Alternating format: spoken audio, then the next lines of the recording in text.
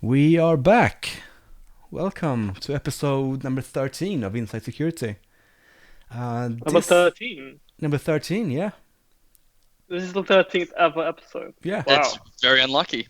It's lucky 13, isn't it? Oh, So this is w- one of the first episodes, or maybe the second, I think, that it doesn't really have a topic. We'll just talk about all things cyber and ransomware and threat actors and whatever comes up, I think. But let's introduce ourselves. I'm Mikael Almstedt, and with me today is Ben and Benjamin. And Benjamin, it's your first time on here, so let's start with you. Welcome to the show. Awesome. Thank you guys for inviting me. I'm Ben Spencer. I've been at TrueSec for 2 months now. I'm a member of the CSERT team. I focus on forensics. I also work with the SOC and do a little bit of threat intelligence on the side. It's a lot of fun here at TrueSec. So thanks for inviting me.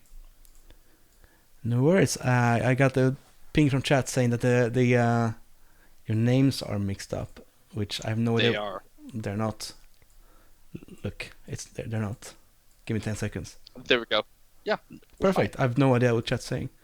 It's on point as always. I would never mess something up to kick off the show. There we go. Pryok, welcome back. thank you. No, it's great. We had so much fun last time. I just had to make another appearance and maybe more in the future. Let's hope that this whole episode stays together without David, which we don't have this episode.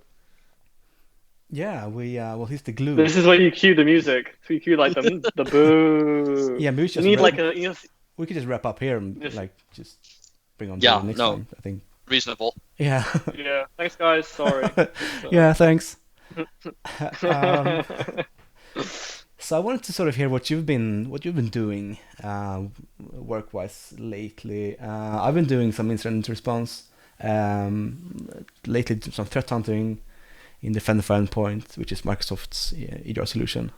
It's been in an environment where the client suspects it might be compromised, and we're sort of looking for to prove that or disprove it basically. And it's really really interesting. What about you guys? So for me, I've been doing a significant amount of some of that incident response and forensics work. It's been everything from like doing host-based forensics on a laptop where we're looking at, data exfiltration, right, or things like that, as well as things like, writing threat intelligence cards. So trying to go through and figure out what does this threat actor do versus this threat actor, and how do we narrow it down and talk about the interesting stuff versus the things like, hey, I use a Cobalt Strike beacon, which every single threat actor in the world uses. So it's been a wide variety of different things to do. It's been fun. So do you think is it important to know who they like as far as attribution goes?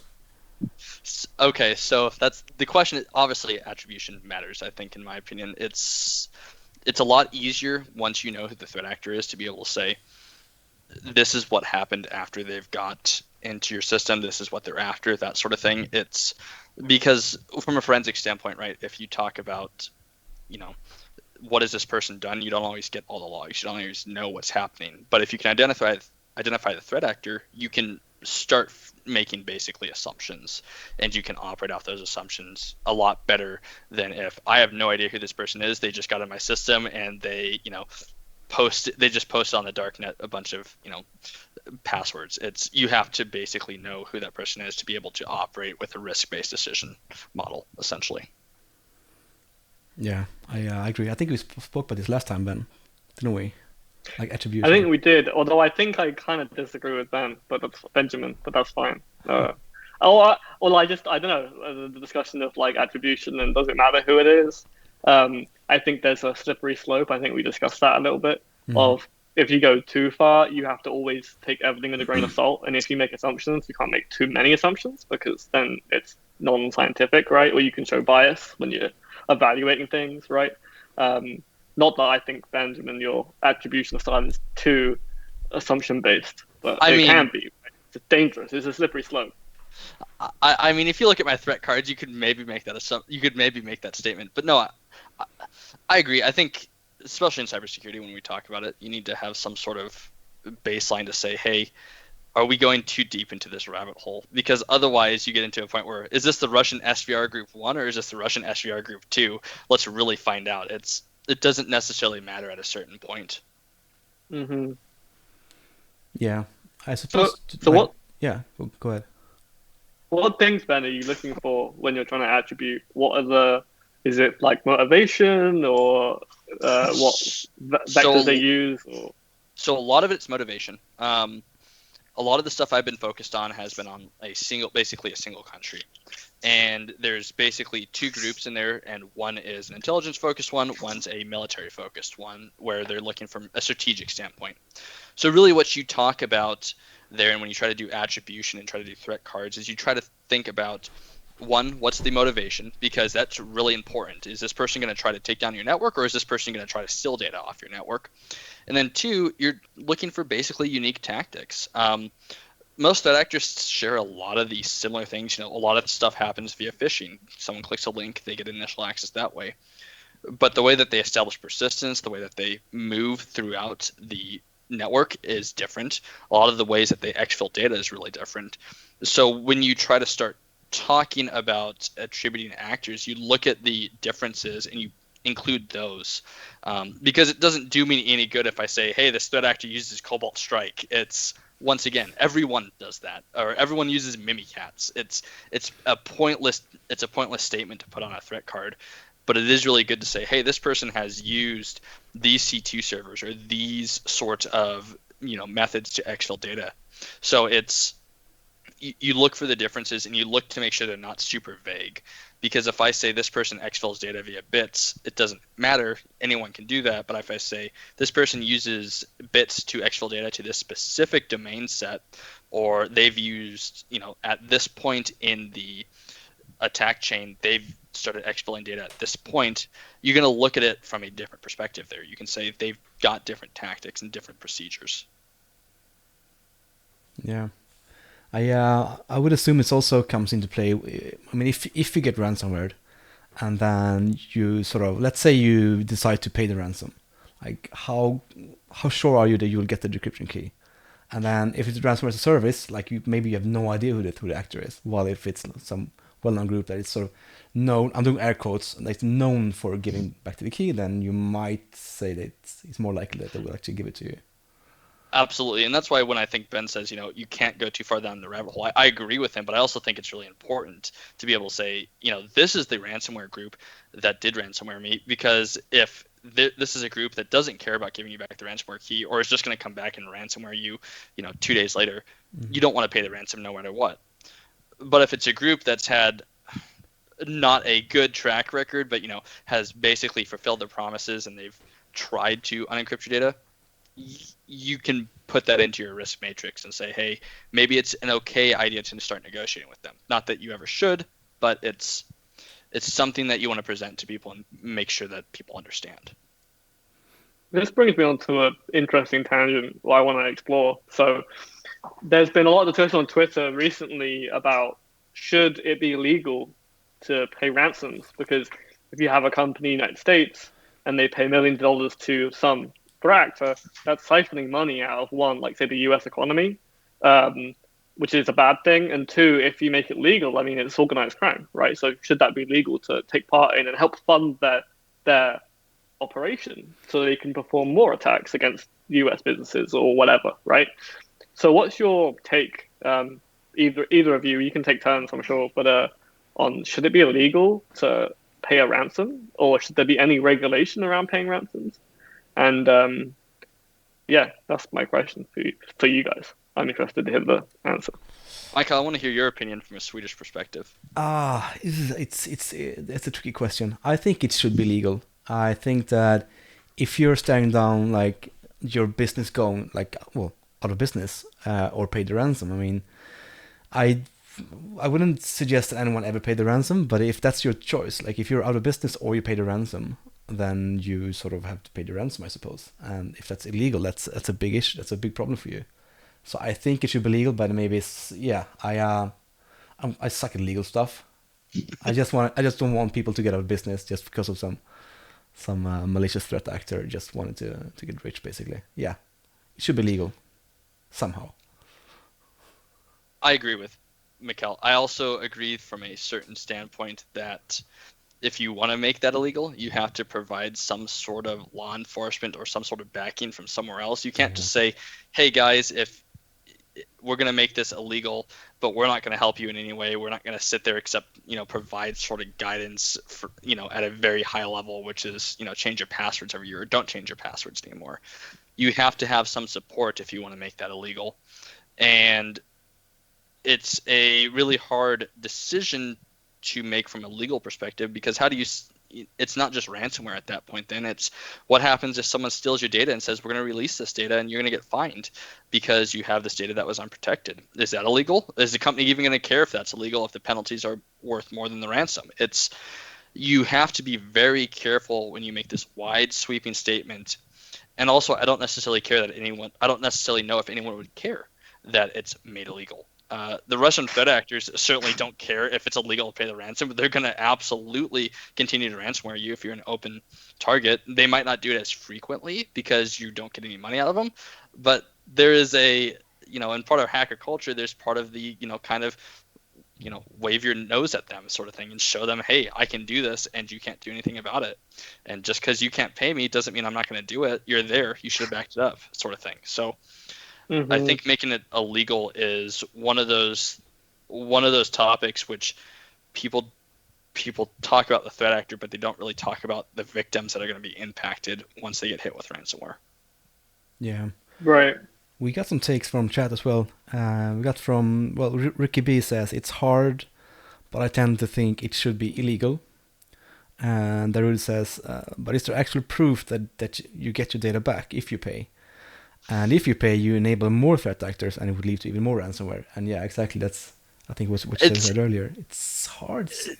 Yeah. It's such a hard argument because it's the same thing, right? Like if you pay, so let's talk about it like in real world. If someone kidnaps you and you have someone pay the ransom, someone is going to kidnap you again because they know that they can get money out of it. Which is why the U.S. government policy for when we were dealing with, terrorist organizations was we don't pay ransom if someone gets kidnapped.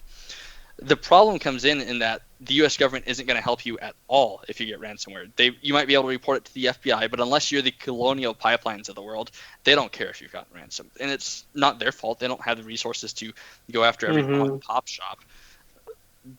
But it's one of those things where we don't have a national policy on organized crime on the cyber world. It's not a thing. You can't. Yeah. You don't have any sort of, basically saying, hey, you can't do ransomware, or we're going to make you pay if you do ransomware. It's you can do ransomware and we're going to report it to the FBI, and the FBI is going to maybe shut down some payment methods. But up until Colonial Pipeline, there was nothing that happened. So there was no point in, not doing ransomware. And most of the time from a business perspective, right, if you're a ransomware gang, you want to decrypt your files, not because it's going to help the other person, but because that shows that you're going to be good to your word and they will be more likely to pay the ransom. Yeah. Right. And I've seen firsthand an experience. I've had an experience where there was a client, they had everything ransomed, all their business was wrapped up in 5 servers, no backups, nothing. It was horrendous. And the only way that they would be able to survive their business is by paying the ransom. And so they took all the money out of the account, all of the money that they had, they paid the ransom, and they just had to pray to God, I hope that we get our business back. And they ended up decrypting 70% of it, and they were able to maintain the business. They didn't get everything back, they got most of it back. And what more importantly, the stuff to continue doing the business, right? They were able to get back into business by the next week. And one of the takes I've heard is, well, if you make it illegal, then people will just stop paying ransoms, and then all the ransomware will be done in 6 months. Which is a nice idea, in my opinion. It's a nice idea, but what you will see if you've not realized, if you drive on the highway and it says 75, how many people are doing 75 on the highway? None of them. The thing is, people don't break the law. People break the law, right?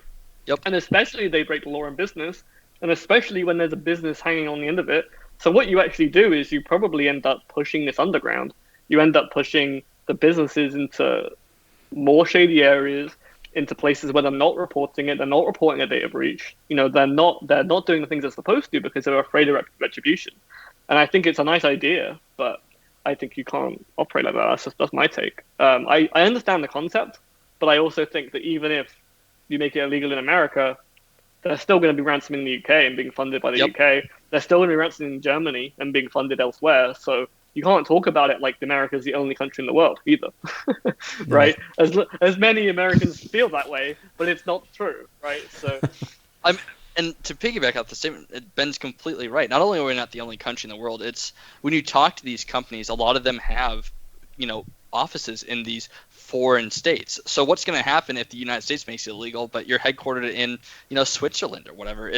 You get into this legal gray area where you start trying to police not only what companies are doing from a financial standpoint in the United States, but what they're doing elsewhere to stop financing, organized crime. And a lot of times, it's this very vague, this company got ransomwared, it's very sad for them. All these employees aren't able to work. But when you work with them, you realize this is the worst day of a lot of these people's lives. They're sitting there, they've been up for 36 hours. And it's hard not to feel not only empathetic, but also you want to help these people because they've been hit by organized crime when reality, they're making some widget somewhere. They're doing this very mundane task, and all of a sudden they can't because you've got these threat actors from a foreign country that said, we're going to come in there and we're going to ransomware systems and you can't do anything, pay us money or your business is done. All these, hundreds of employees are out of a job, and it's a very real human cost. Right. I mean, if you let a business go under, that's everyone's families involved. That's the kids of the families. It's like laying people off. It's not clear cut. If you lay 100 people off, you impact way more than 100 people. Yep. And same with ransom, right? Not only do you damage all the people that work there, you have, there's just tons of ripple effects that end up as a result. And I guess it's a question of, well, what's a lesser evil? Is it a lesser evil of letting the business go out and letting one business die in the hope that it defunds them for the next time? Or is it better to get the quick win, save the people now, but sacrifice the people in the future? My take is that you shouldn't be illegal at all. But that there should be support, at least. But this is a whole new topic of how much should the government even should they be even involved, and what could we be doing as as people in this industry beyond our day-to-day job to help. Well, and the U.S. government kind of came out and said, we're going to take a hard stance on this. We're going to make this the same as terrorism. I mean, they've made the same kind of statements before, but it seems like they're trying to do more to support these companies and these people, and it might just be because it involved oil and a massive infrastructure on the East Coast. You don't like to see pictures of people filling up plastic bags with gasoline, mostly because it just looks ridiculous. But it's the U.S. government, I think, is taking this pretty seriously now. But on the other hand, as a private business, not all of us are colonial pipelines. We're not all people who are critical to national security, and we don't affect day-to-day things. So I think when we talk about how much support can be given, you really have to think about what are we trying to do from a cybersecurity policy standpoint to dissuade these attacks. It can't just be every time someone hits a critical infrastructure, we're going to go after these people. It has to be this is our deterrent, and this is what's going to happen if you continue to ransomware people in the United States. And it's hard because the FBI has been the one normally handling a lot of these cases. If there's a ransomware, you report it to the FBI, and the FBI does what they can, but there's someone sitting over there in Belarus, right? You can't do anything to them. They're out of your jurisdiction. But I think the U.S. government's kind of coming around to the policy of, well, we maybe can't arrest them, but we can sure dismantle their infrastructure and do things in other countries that we have treaties with. You get into this sticky topic of government policy with organized crime, and we've dealt with this before, especially back in the 60s and 70s with the mafia and stuff like that. And I think as cybersecurity matures, we're going to start getting some of those policies around, if there's an organized crime syndicate around this specific malware, we're going to hit them everywhere we can. and we're going to make it really unprofitable for them to touch any company in the United States, and we're going to send them underground. And it seems like that's the way we're trending. Yeah, I think that if that happens, and it gets a bit more scary to actually deploy ransomware on companies, I think it might turn into more data leakage rather than just full ransomware, I think. And that's actually been a lot of the threat intelligence that we've been seeing, and kind of what we've been talking about internally is, from a threat intelligence standpoint, if it is very dangerous to start locking up pipelines or to lock up hospitals, why not go after your HIPAA data or your GDPR data and leak it onto the internet if you don't pay a ransom? It's very easy for a threat actor to pivot to that. And while, yes, it's still awful, it's one of those things where you're not worried about people being laid off if you don't pay a ransom. You're worried about the companies being fined for not protecting your security.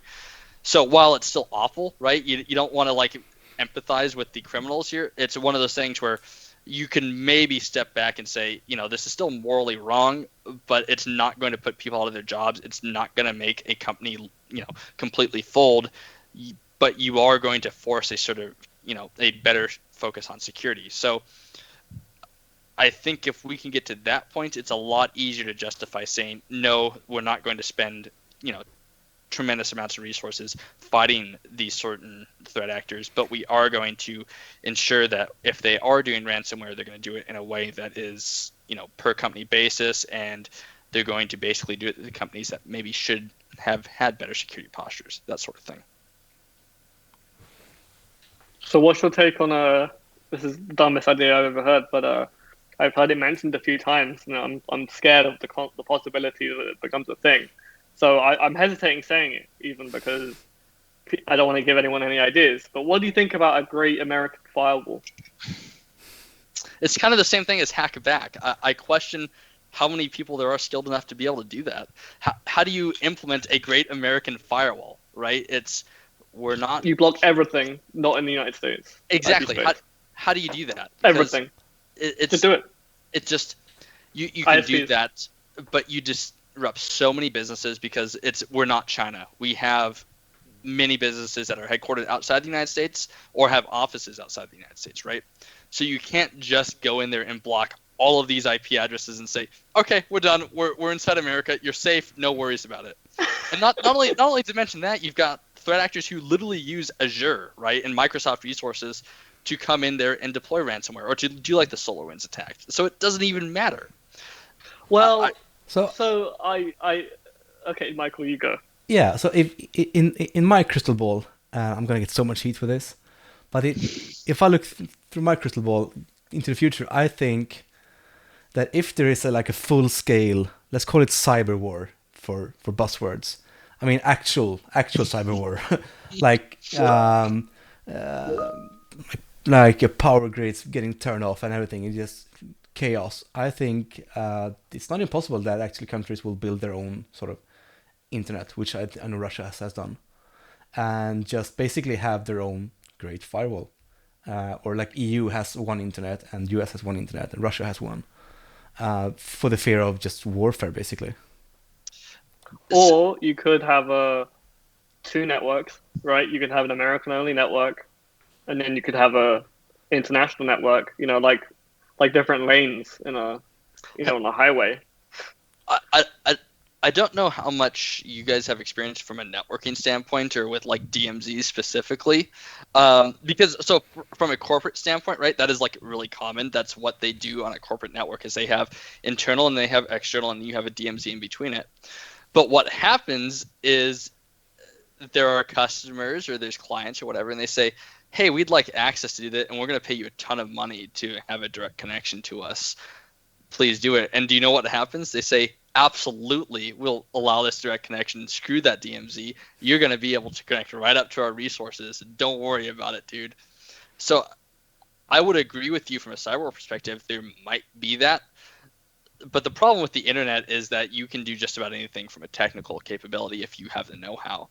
So there is nothing to stop a Russian threat actor from sending someone over to the EU, standing up a server in someone's basement in a property that they've purchased, and setting up a server, setting up a VPN connection, and your EU Great Firewall is no longer existent. So that's true.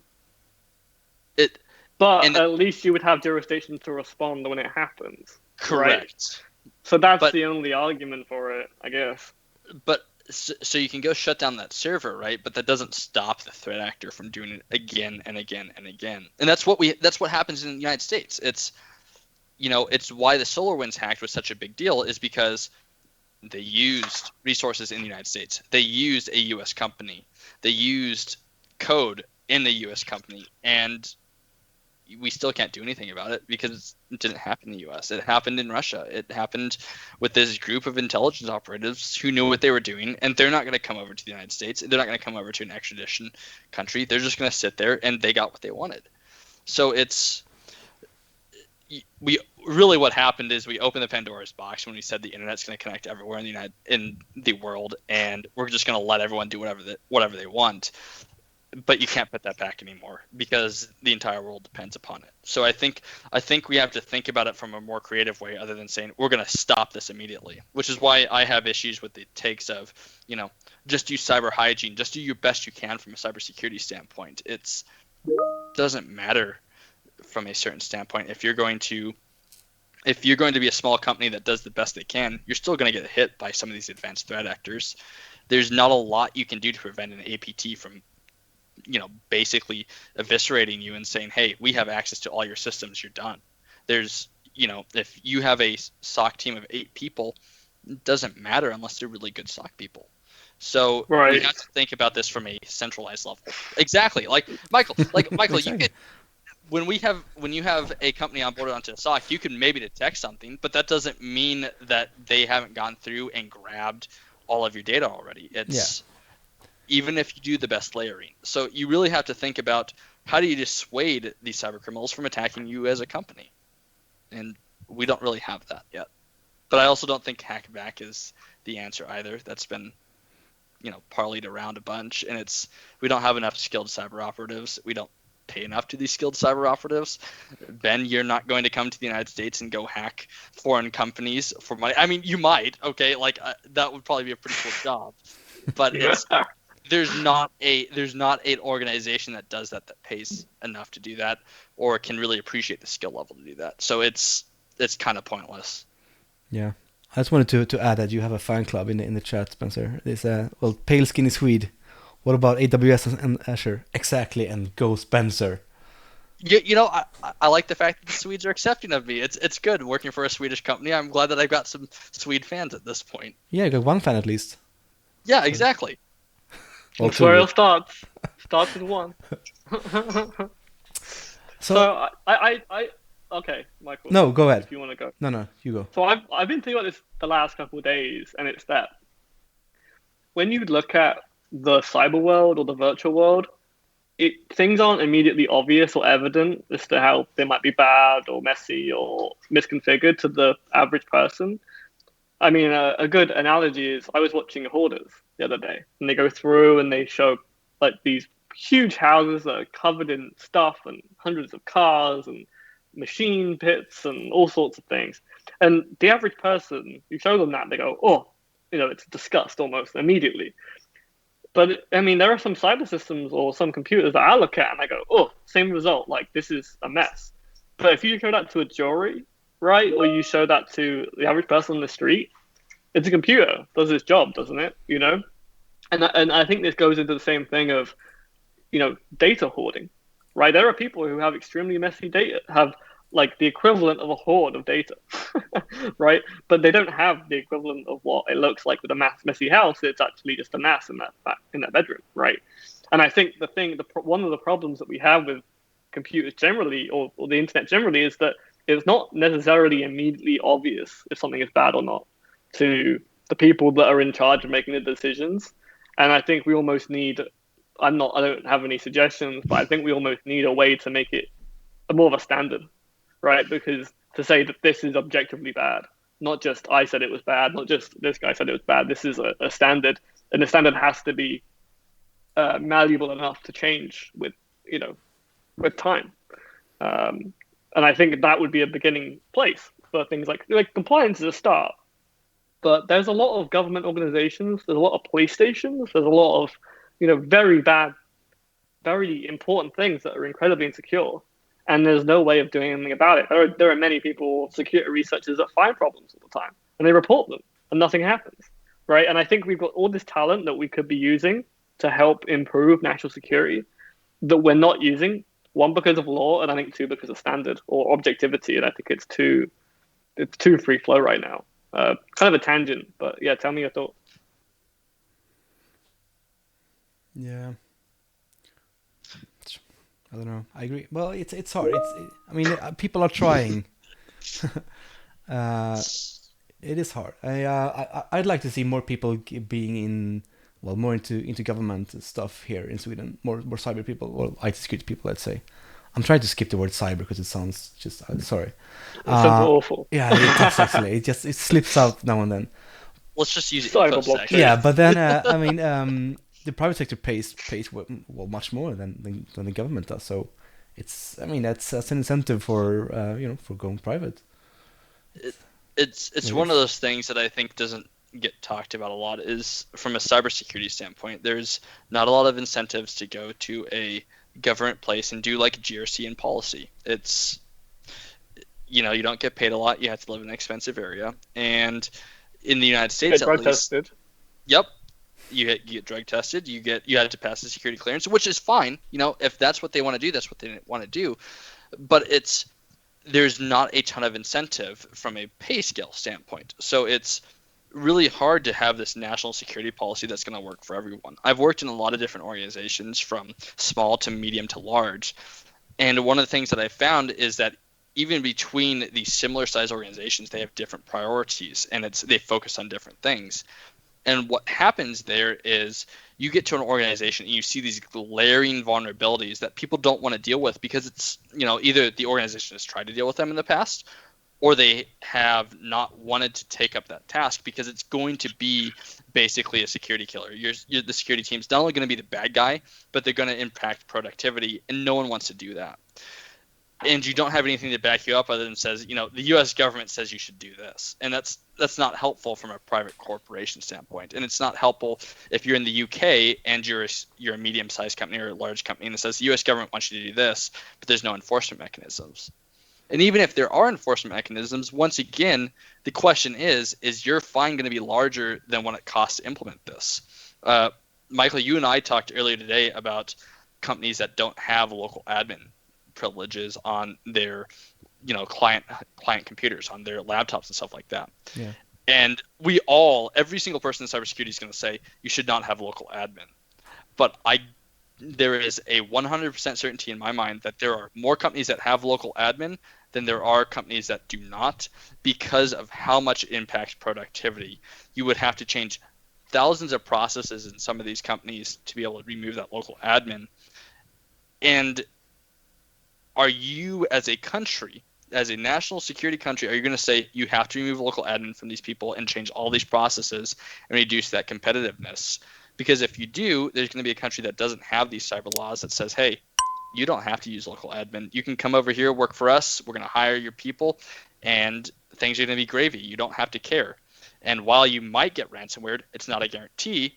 So congratulations, you've just lost that company. So it's one of those things where we have to be really careful, where we talk about not only from a federal level but from an international level about what we want to do about these cyber actors and these risks and vulnerabilities in these companies. And I don't think there's a good solution. And not to take up a ton of time, but like the cloud, for example, you had the cloud come out. People have moved tons of infrastructure to the cloud.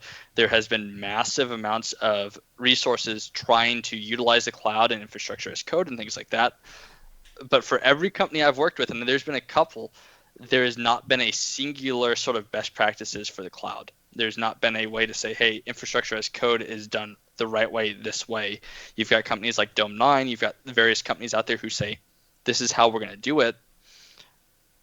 But they don't necessarily have the right answers. It doesn't there's no proof that this is the right way to do it. So how do you, as an individual CISO at these companies, say we're going to make this our security policy and we're going to stand by it and this is our evidence? Because you don't have that yet. Hmm. But the other thing too is you have companies moving to the cloud, and it's exactly the same as their local environment. It's not infrastructure as code. It's not ephemeral. They've just done it the exact same. It's just hosted in a co-location, and they've done Yep. it the exact same, and it's not got any of the benefits of cloud. I mean, they go, oh Yep. well, yeah, AWS is so much more expensive than just buying a co-location server and hosting it myself. And it's like, well, yeah, if you're using it the same, you need Exactly. to be spinning up and scaling down dynamically, and maybe it will cost the same, right? Maybe it'll be cheaper depending on your diversity of load. So yeah,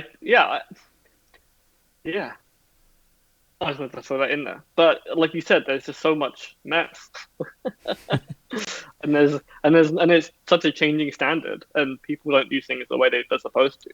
So, do you think that that's the biggest problem, or what do you think the biggest problems are with, like, if there's anything that you could change, maybe one thing that you could change in the world, you could just click your fingers and it would change. What is it? It would be to improve the security generally of people. So, Michael, I want to hear your opinion, but for my first, like, off-the-cuff answer, it would be to understand your scope of your environment and have visibility, which is, by the way, a massive ask and completely ridiculous. But that is the thing that if I had a magic wand, I would change. That's good. That's a good answer. Oh, okay. I'll go with perfect microsegmentation. Actually, that's a fantastic answer and also as singularly ridiculous. Yeah, I know. Well, but that's literally what we're at, right? I don't know, Ben. You saw the same hot takes on Twitter around the Colonial Pipeline attack, which is why didn't they segment their ICS systems from their business systems, and why did they just shut down the entire pipeline instead of just the business? And unless you've worked in these environments, it's very hard to explain how difficult it is to say we have perfect segmentation. I would, as a forensic professional who has done a networking in the past and who has been responsible for entire corporate networks, there would be very few instances where I would ever stake my career on saying we are completely segmented. It is absolutely fine to leave this system up because there is no way they can get to this system. It just doesn't exist. It's that's a bit risky to bet on that, I suppose. You get to a certain complexity with like routers where you get to like this exponential connection standpoint where you're trying to figure out where all of these connections are going to, where it is almost impossible to say this connection won't get to a place that's not bad. Yeah. All right. I've been dying to hear your takes on some overrated, underrated. It's Oh yes. yeah. Oh God. It's one of my favorite parts of this show. And so I didn't really get a chance to bring up all the questions in chat, but it's yeah. Let's do it. Yeah, go ahead. So the speaking about the hoarders thing, because you mentioned hoarders, and Crimbo Jackson says on hoarders they all say the same thing, which is I can always use this later. It's the same with data, and yeah, I'm the same with cables. Like no, I'm gonna use this cable. I need this cable, and as soon as I throw something away, I need a cable. So yep. Nope, I got a big box over here, like behind me. I actually chucked out all my old cables when I moved. I had a bunch of VGA cables. I had a bunch of those little round DC, like 9-volt DC connectors. I had like AV cables. I threw so much stuff away, and you'll never guess what cable I needed when I moved into my new apartment. BNC connector thingy. Yep. I needed a VGA cable. Really? To connect my home server that only had VGA output. Oh. So I went through my box. I did find one. I kept one, but yeah, there you go. You didn't get rid of your hoarder ways by throwing them all out. You just kept one just in case because you knew exactly what would happen. It's literally the 10, case. Though. Yeah, you don't need 10. That's what you say. All right, Ben. When you move again, I promise you're gonna need 10 VGA cables somehow. There you go. Yeah, one blue, one red. Yep, you're gonna have like 1,000 monitors that all need VGA, and that's what's gonna happen. Totally. It's gonna be the new standard. Alright guys, some overrated, underrated. I want to hear your take on this. I got a couple of things to ask you guys. So, all right, let's sort of start off with what's, I suppose it's similar. Well, similar. Sort of relates to ransomware at least. So the Tor network. Spencer, is that overrated or underrated? Okay, I'm gonna say that's overrated. And this is a absolutely hot take. Once again, there's not enough organizations out there that care about attribution to really care if, this is this IP. Most threat actors have fantastic secondary locations to launch their attacks from, even tertiary. They've already hacked a different company, and they're going to use that to jump on there. They're going to use whatever DigitalOcean is to launch the ransomware. You could maybe say that Tor protects your basically your privacy from a certain standpoint if you're a threat actor, but most of these guys are so good that they don't care about being behind their 7 proxies and you're never going to hack me back. It's, what's the FBI going to do to me? I have my Bitcoin wallet up in a Russian server. I have all my infrastructure in Russia. I don't care if you take down my DigitalOcean server. I'm going to take my money and run. It doesn't matter. So underrated, absolutely. Overrated, absolutely. Sorry. Yeah. Pryak, what do you think about Tor? I think Tor is totally underrated. I think it's awesome. I think actually what they've done with Tor is absolutely amazing. So from a privacy standpoint, if you're using hidden services, so I think more specifically hidden services are underrated. Because a lot of the problems that you have with Tor, so you have 2 main issues from a privacy standpoint. Data correlation attacks, right? So if you can, let's say your server goes through France, Germany, Belarus. Let's say it's big enough and you can get cooperation from all of those like governmental organizations. Then you can potentially see, one byte came in here, one byte came out here at exactly the same time. It's probably this, and you can see who was connected to Tor at the current time. That's how that guy who made the bomber threat over Tor in his university got caught, right? Not sure if you guys are familiar with that story. Yeah. So it's completely like, it's fallible if you use exit nodes, right? But if you use hidden services, to be honest with you, I think there's an awful amount of innovation there. Hidden services, 1, are full NAT traversing, right? The 2, you can't just scan a whole range of the brute force onion addresses if you want to discover new assets. So if actually the entire internet was just Tor hidden services, we would actually stop a lot of dragnet attacks, actually. A lot of the mass scanning that happens, I think you'd actually stop it. So maybe we should actually just expose every single device as Tor hidden services, I'm joking. No, actually, I agree with you. Cybersecurity through open source. I like it, Ben. Actually, that's a fantastic way to do that.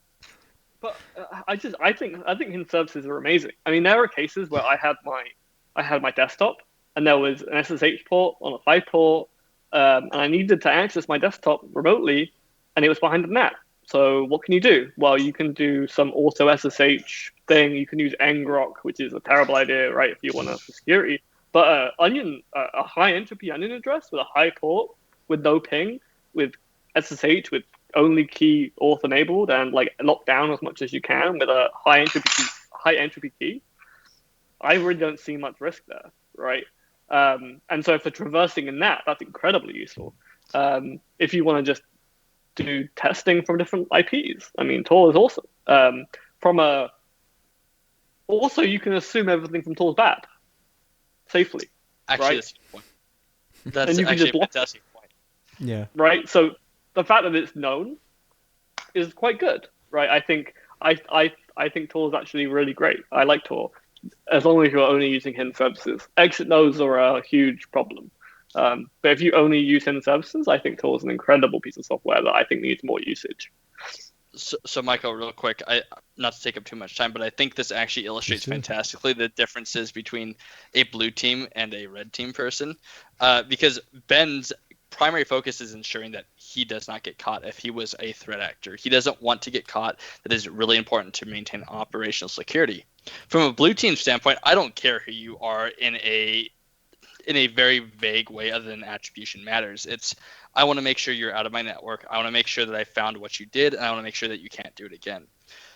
I don't trust that anyone's going to be able to follow up on if I've attributed you to the singular person. It literally, I can't say that's going to happen because I don't have that power. But what I want to make sure is I want to care about, how you got into my system and what the exploits were used, what sort of phishing email was used, and I want to make sure that that can't happen again. I want to make sure you're out of my network. So it's an incredibly different perspective, which I think is really interesting from a cybersecurity standpoint to illustrate how blue team and red team we basically do the same thing in terms of we're trying to protect the same companies, but we have entirely different mentalities. Yeah, and that's also why I love this this sort of segment of the show, is because these topics are quite vague. It's on purpose because I want to hear your take on it, but like where your mind goes, and oftentimes it's sort of you think of two different things actually. So that's I like that. And pale skin is sweet. Well, to sort of get back to your initial statement, Benjamin, it says, what about their backend C2C servers? So, you don't care if their DigitalOcean goes down, but...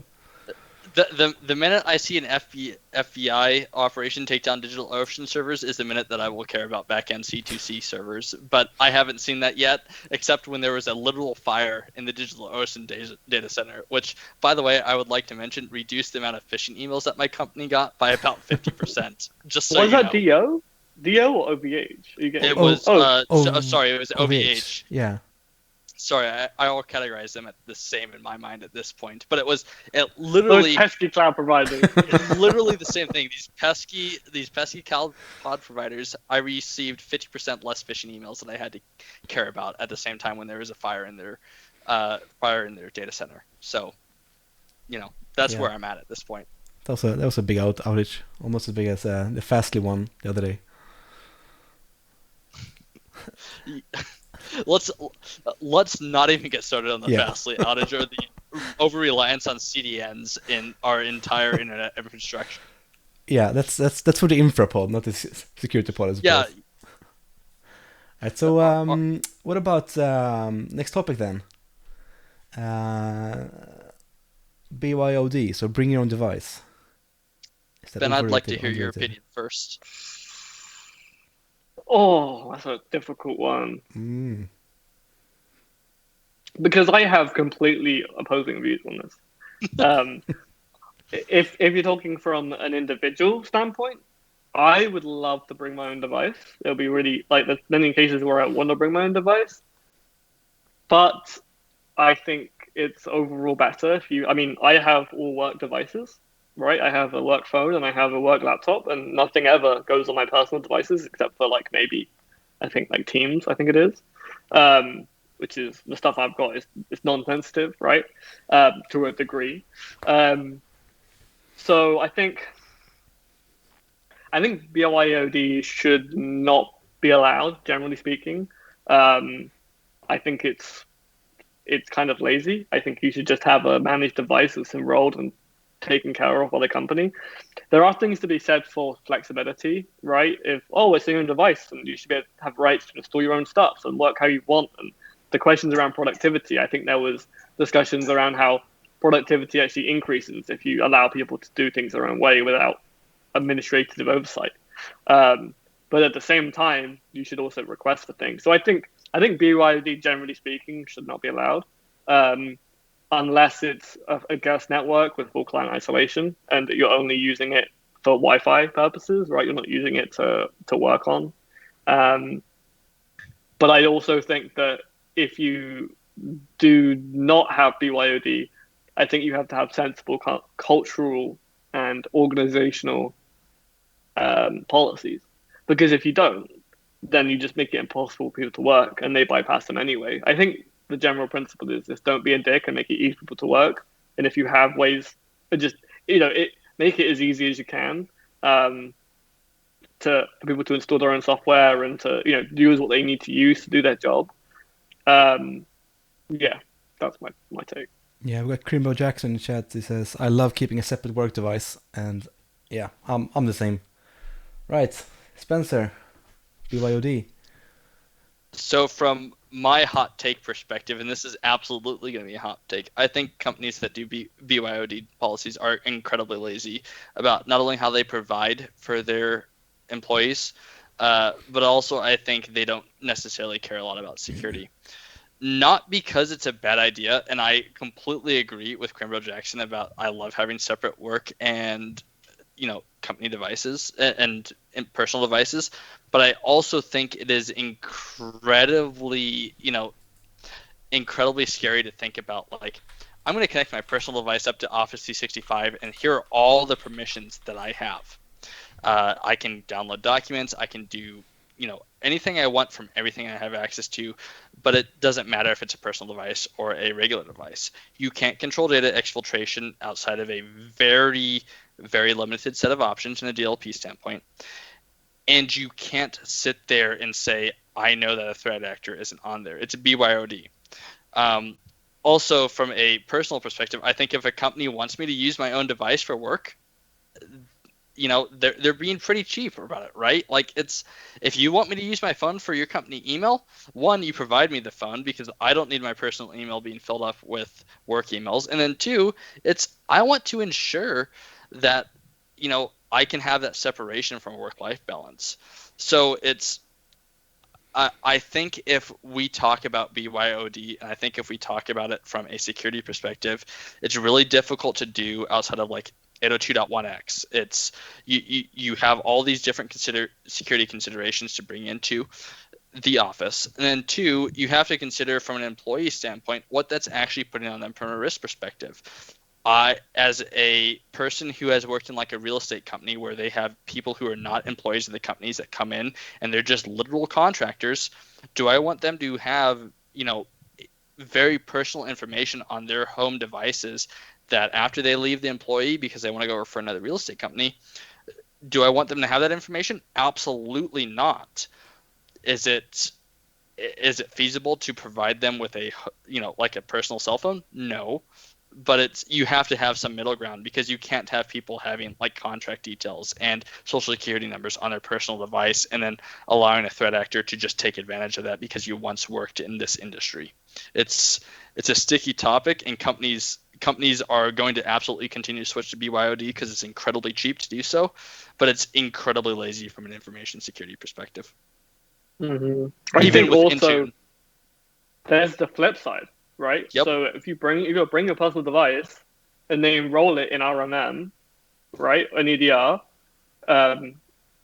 what happens to the data on the device now? What if they have personal photos on there? What if they have family pictures? And then when they leave the company, they wipe the box and then you lose everything, right? I mean, that's the other thing that's happened. People using their work laptop for personal use, right? Even if it isn't BYOD, and they wipe it because that's what you do when you offboard someone, right? You remotely wipe their stuff, or you get the device back because you don't want them to have sensitive data on that accessible from them anymore. So that's another thing, right? Is what's the implications of people's personal privacy? Should the company be able to steal that stuff if it's enrolled in EDR and RMM? Basically, full remote code execution. They can read all your files and see everything you're doing. It's also a violation of privacy. I think BYOD is bad for the majority of people, especially those with, that might be unfortunate and not have very much money to be able to afford their own device. Especially those, I don't really think BYOD is very good for anybody. The only thing that I think BYOD may be acceptable to use for is schooling. I think if you're in school and you're like a 10-year-old with an iPad and it's your iPad, if you load up Safari and you have an app with the schoolwork and you use a note or a word processor, I think that's completely fine. Especially if you have, I don't think there's very much risk there. But work, I don't see any reason why BYOD should be a thing unless it's condensed down to like an app like Uber, right? I mean, Uber is technically BYOD, right?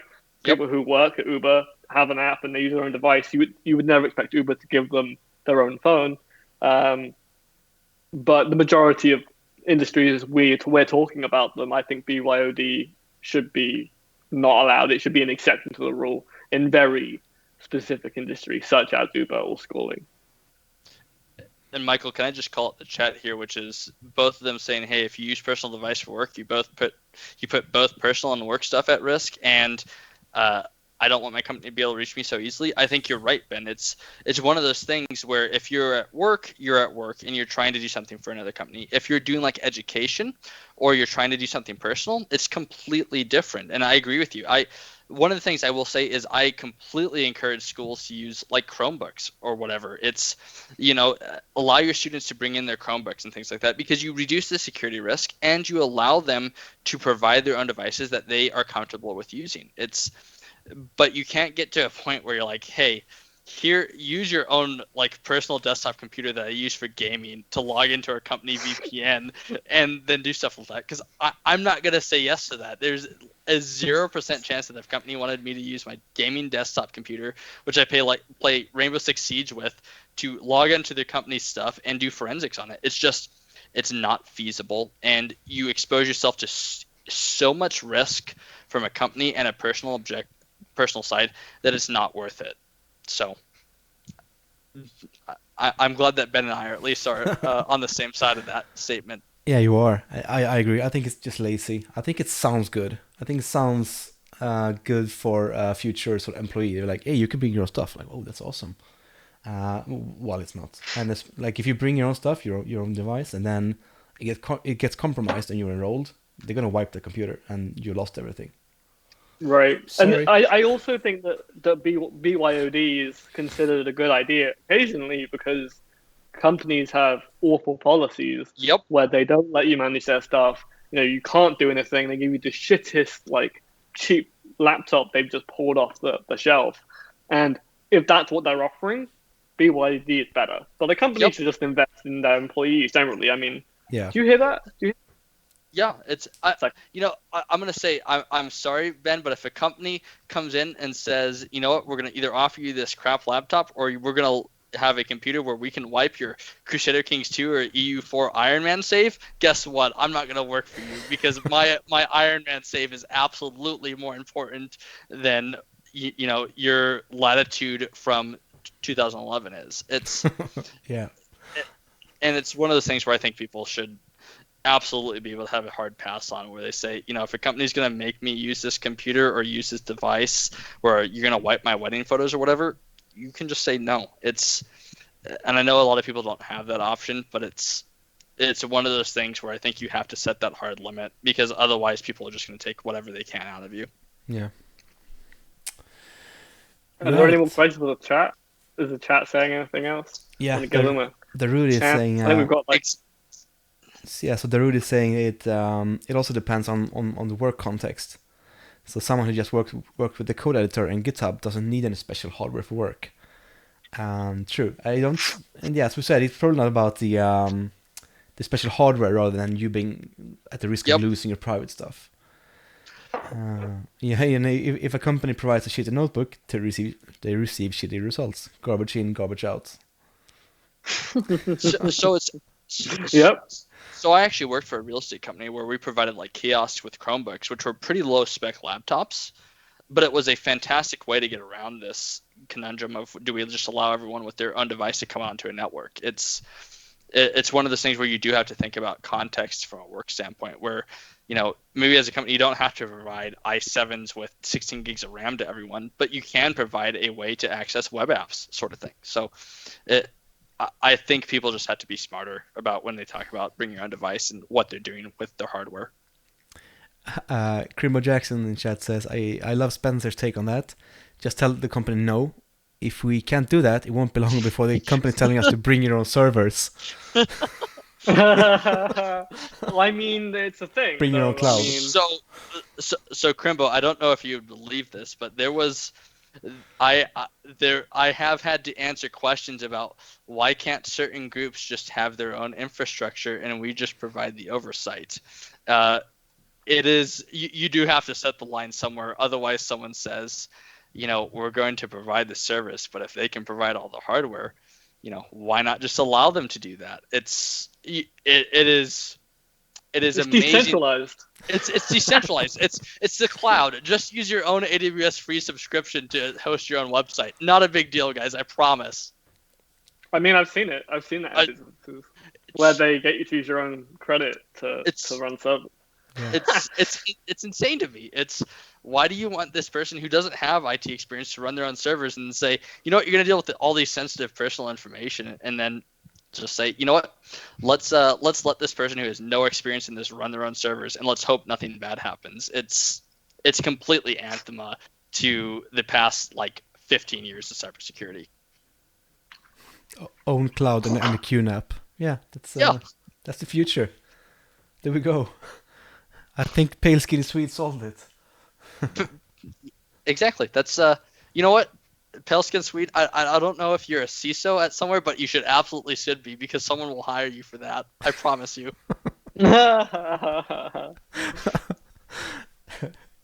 So yeah, it's a good selling point for the next CV you send in somewhere. Yeah, exactly. It's I believe in bring your own servers, and I believe in your own cloud. Everyone should have their own private cloud. There you go. Perfect. Yeah, BYOC. There we go. Yep. Decentralization, you know. So- What's the other word? Oh, I've forgotten it. oh I've God. forgotten the word. Yeah, I know exactly what you're saying. you're getting old. No. That's why. What's Getting into my Mastodon? age.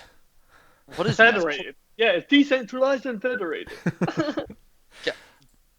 You know, as all of you guys could all be virtual CISOs right now if you just say that enough in your resume, and if you say that enough in your interview. You personally believe in a decentralized federated network, and everyone should be able to provide their own IT services. It's infrastructure as code. It's agile. Yeah. It's Powered with by blockchain. dark contract. it was powered by blockchain, right? We said that at the It's- same time. Oh my God. Michael, can I like take over the segment for one question, which is Do it. what is your opinion? What is your opinion on blockchain technologies in the business world? Not cryptocurrency, just blockchain. I don't know enough about it, to be honest. Okay, I'm crap Ben, at what's that. your opinion? Hmm? What's your opinion, Ben, on blockchain technologies in the business world? Sorry, I'm on Twitter. Sorry. No worries. At least I'm honest about it. Yeah. I think so. I actually think the blockchain is an incredible idea, and I love the recursion and like the idea of blockchain. I just think I think it has some serious applications. I just think the applications that a lot of people are talking about it is not what it's good for. I mean, there's a lot of problems potentially with blockchain, right? Especially economical, environmental issues, right? I guess, but I think if it's done properly, and I think there are legitimate reasons where blockchain could be useful. Not necessarily in the way Bitcoin does it, but in a way of there's a chain of blocks that are signed and they're dependent on each other for verification. I think it's a fantastic idea. I just think it's a technology, right? I think wheels exist for certain things. Tracks on tanks exist for certain things. You wouldn't put tracks of a tank on a bicycle. It wouldn't make sense, right? But I think there are also applications where blockchain does make sense. Can I tell you that? I can't tell you right now, but I think technology shouldn't be hated. I think applications should be, right? So did I answer the question? Is there any application in business? Yes. Do I know of any right now? No. I think I completely agree with you, Ben. I think it's foolish to disregard an entire technological concept to say, you know, it doesn't work in this way. My opinion on blockchain is that we haven't found the right thing. From an accounting perspective, I have a lot of accountant friends, which, by the way, is incredibly weird to say because you wouldn't expect to have a lot of accountant or lawyer friends, but I do. And from a ledger standpoint, right, it would be very easy to basically verify transactions and things like that. But on another perspective, the way that we've implemented it, and I've worked at companies that have talked about creating their own blockchain, you have to know what it's useful for, and you can't just say we're going to jump on this hype train and go blockchain. We're going to create our own internal blockchain.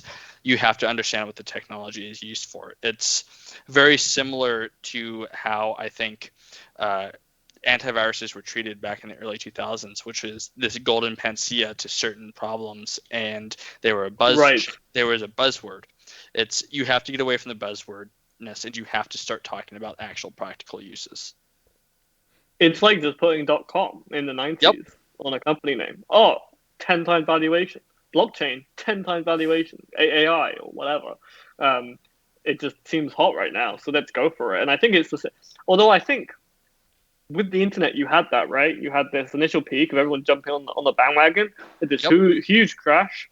Everyone was like, oh, fuck the internet. This just cost me the money in stocks. I lost all my money. And then it comes back up like slowly, and it slowly recovers. And now we're at a point where I can go on my phone and I can order something next day delivery, right? Through Amazon in 10 seconds, right? I can buy dog food in 30 seconds, right? Things like that is cool, right? And that's where we've eventually gotten to. But I think it just takes time. It's the societal thing of, oh, this is really cool. Ah, shit. Oh, actually, it's okay. You need to have that thing. I think cryptocurrency is doing the same thing. I think we're in a bit of a bubble right now with crypto, personally. I think crypto is going to crash hard in the next 5 years. And then we're going to recover and hopefully come back and things will be good. And we'll use it every day. Michael, be ready for all the angry Twitter comments that you're about to receive from that take. That's okay. I'll clip this and post it separately. Thank you. Yeah, absolutely. We're going to get quite a few views from that. Yeah. Right. I asked chat for if there's anything they wanted to ask in terms of the overrated, underrated. I have a few more, but let's take Ricky B's topic. He said so user behavior analytics (UBA) is that overrated or underrated? Ooh, okay. So from a blue team side, I'm going to answer this first. From a blue team side, it is an incredible opportunity for any company that out there that can do it well. Have I ever seen it done well? No, I have never seen it done well. So basically, from a personal perspective, I've had this idea around two-factor authentication around basically doing the same thing, which is how do you basically authorizing a user based upon their behavior. Malwarebytes, when they came out back in 2010, they had a very good heuristics engine, which basically revolved around behavioral analytics and how basically programs respond. From a blue team perspective, it is fantastically useful to know if someone has not logged in from a certain location before, has not done a certain action before, that sort of thing. You look at that as a pivot point, and you can do forensics on that. From a actual practical SOC usage, and I've been in a SOC, which we have relied very heavily upon behavioral analytics, you get a lot of false positives. You have a ton of edge cases, which you wouldn't think about coming up, but they do absolutely. VPNs, you have VPS, you have logging into servers located in different countries or AWS or cloud resources, right? You have all this stuff that comes up, and you have a lot of noise. There's a company out there, and Michael, I apologize, I'm not trying to talk about any company, but like Darktrace has talked a lot about their behavioral analytics and how they are able to determine if there's bad activity on a network. I've never used it before. I would love to be able to use something like that and to see how it works. Gut feeling, it's a lot of promises, and I don't know I don't know if it's necessarily going to back that up with promises. Yeah, it's I had a guy from Vectra on a couple of weeks ago, which is a competitor to Darktrace.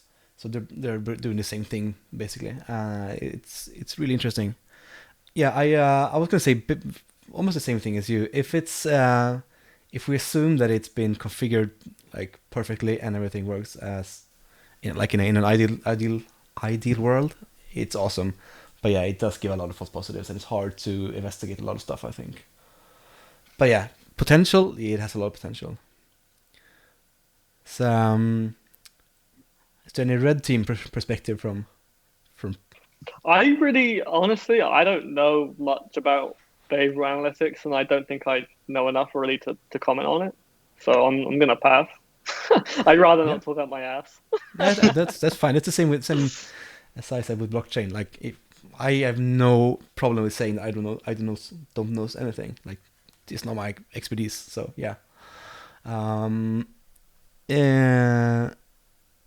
Let's. I actually forgot to bring something up from chat. Who was it who mentioned your Twitter handle on the overlay? The capital letters versus Victoni said, why is everyone's Twitter handle in capital letters except for price? Bounty, please. I actually did that intentionally because I did it in capital first, and then the zero looked like an O, and I figured it'd be hard to sort of, because it's a zero, right, in pry0c. So what I did in capitals, like it was hard to see. It looked like an O, so I did it this way just to be readable, basically. Well, thank you, Vic. Vic Tony, my boy. I think we're going to give you a nice bounty. I think we're going to give you some free cookies. So yeah, some stickers, perhaps. Your reward will be if you open Inspect Element, look in the browser data, look in cookies, and your code will be right there. I think in PHP/ID. Just send that to me, and we'll get you a nice price. This is how Ben got all of his followers. Is he's got non-capital letters and O in this thing. True. Just so you know, all the Twitter guides out there for how to gain followers do not use numbers. They say just use letters. So Ben, I'm impressed. So speaking of that, it's a good segue into the my next topic for overrated or underrated. It was actually pre-planned, so I didn't come up with it right now. But what about influencers? Is that overrated or underrated? Okay, so my take is Ben is a fantastic influencer, and I'm not an influencer. He is absolutely an influencer. He created Axiom of all things. So no. So cybersecurity has a lot of influencers. Some are very good. Some are maybe not so great. And I think if you are someone coming new into cybersecurity, it's very hard to find out who is a good versus bad. But I think as you get further along in your career, you can find out who is offering good advice and who is just there to offer hot takes on the topic of the day.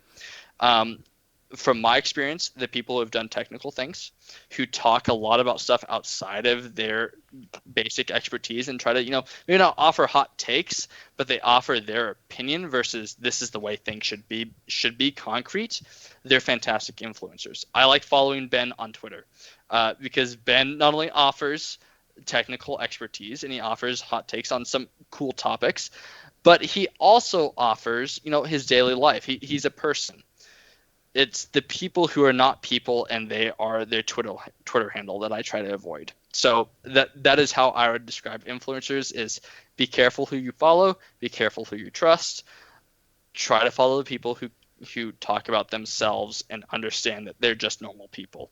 The other person I would point out is Dave Kennedy, for example. He talks about his personal goals with weight training and things like that. He is not only Dave Kennedy from Mr. Robot and all, Trusted Second, all that stuff.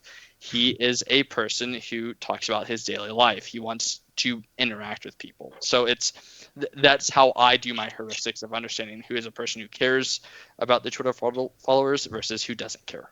Yeah. He also wants to look like Thor, so that's a follow for me. Yeah, and I mean I can't blame him for that. Absolutely. So the reason before Pry, we get to you. The reason I actually entered this influence is because you were ranting about something on Twitter with a bunch of hashtags on something. So I was like, yeah, I need to hear your take on this. So I'm not gonna say who it is. I'm sure everyone can figure it out. Are we allowed to curse? Yeah. On this, yeah. Yeah. I'm gonna be bold here, but I think the majority of times, if someone self-identifies as a cybersecurity influencer or an influencer, period, then they're probably a cunt. I would agree. 100%, actually. Probably. Yeah, I would agree. Right? If you self-identify as an influencer, right? I think the term influencer, I hate it. I think it's a term that you associate with people who are self-important, with 10,000 Instagram followers going to Coachella, like, hey, let me in, look at me, let me into this bar, right? Like, it's the worst kind of self-important internet vanity you can think of. People who have, so I'm not going to talk about influencers that self-identify as influencers. I'm going to talk about people who are influential. And I think being influential doesn't necessarily mean that you have a lot of followers. There are people who have a lot of influence that have like 200 followers or don't even have Twitter, and they're incredibly influential. If we're talking about people who are influential, well, of course, I think they're good people generally, because there's a reason people listen to them, generally speaking. I think a lot of the people in the InfoSec community are good people. I think a lot of people are well-meaning. I think a lot of people provide a lot of value. I think Twitter generally, if you handle it correctly and you treat it well, I think Twitter can be an extraordinary resource. You just have to mute, block, and be incredibly intentional with how you create your feed and your circle generally.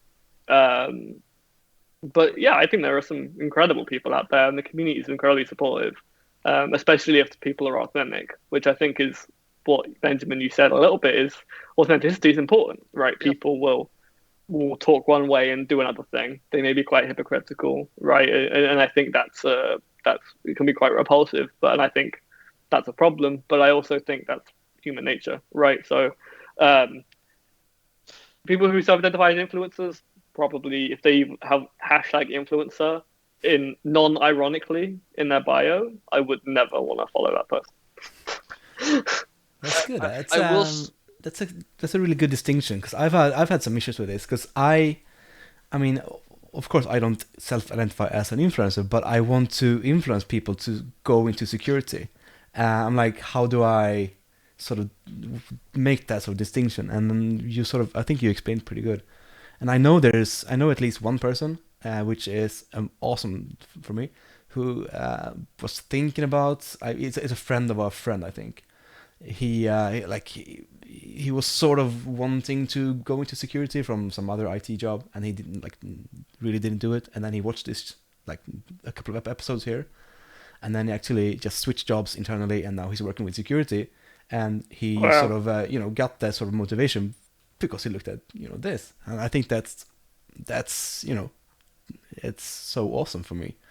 So that's what I if that's influencing or not, but that's what I like, to sort of help people along the way, basically.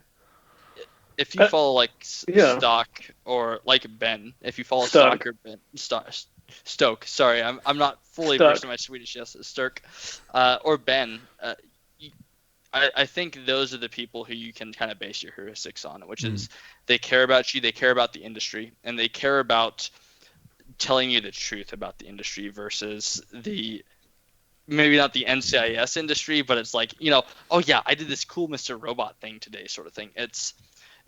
You have to not only know who you follow, but you also have to, find people who are authentic, as I said. But one of the things I will say is that hypocrisy in the cybersecurity industry, I wouldn't necessarily call it out. We're all pretty hypocritical because we all operate in an environment where we have adversaries, and that's something that I think is really important for people to understand, is that we have all kind of taken a side when we decided to work in cybersecurity for maybe not from a government side, maybe not from a certain blue team versus red team side, but we have all taken a side where we say we want to secure certain things, or we want to go in and hack certain things to secure things, or we want to just make money by hacking things. We all kind of decided our career paths in that way, and we all made the choice between we're going to do this or we're going to break the law and do this and maybe make a lot more money. So it is important to understand that from a hypocrisy standpoint, Ben and I could point out, hey, this is awful for this thing to happen, but also cheer for the FBI doing a supply chain attack. Maybe not because we agree with the methods, but we also understand that from a certain standpoint, it's important to be able to fight the adversaries, because cybersecurity is one of the few career fields, in my opinion, that you have these actual adversaries where there's other human beings who you are up against, basically. Yeah. Good. Right. I got some more topics if you're up for it. Yeah, absolutely. I have time for one more topic, and then I will let you guys party without me. This is better be good. Pick out the best one you have. All right. So Kali Linux. Kali, is that Ben, overrated you can go or underrated? first. Well, if you've seen Benjamin's profile picture on Twitter, then I think you'll know what his take is. But, so go have a look. It's Spencer Security on Twitter.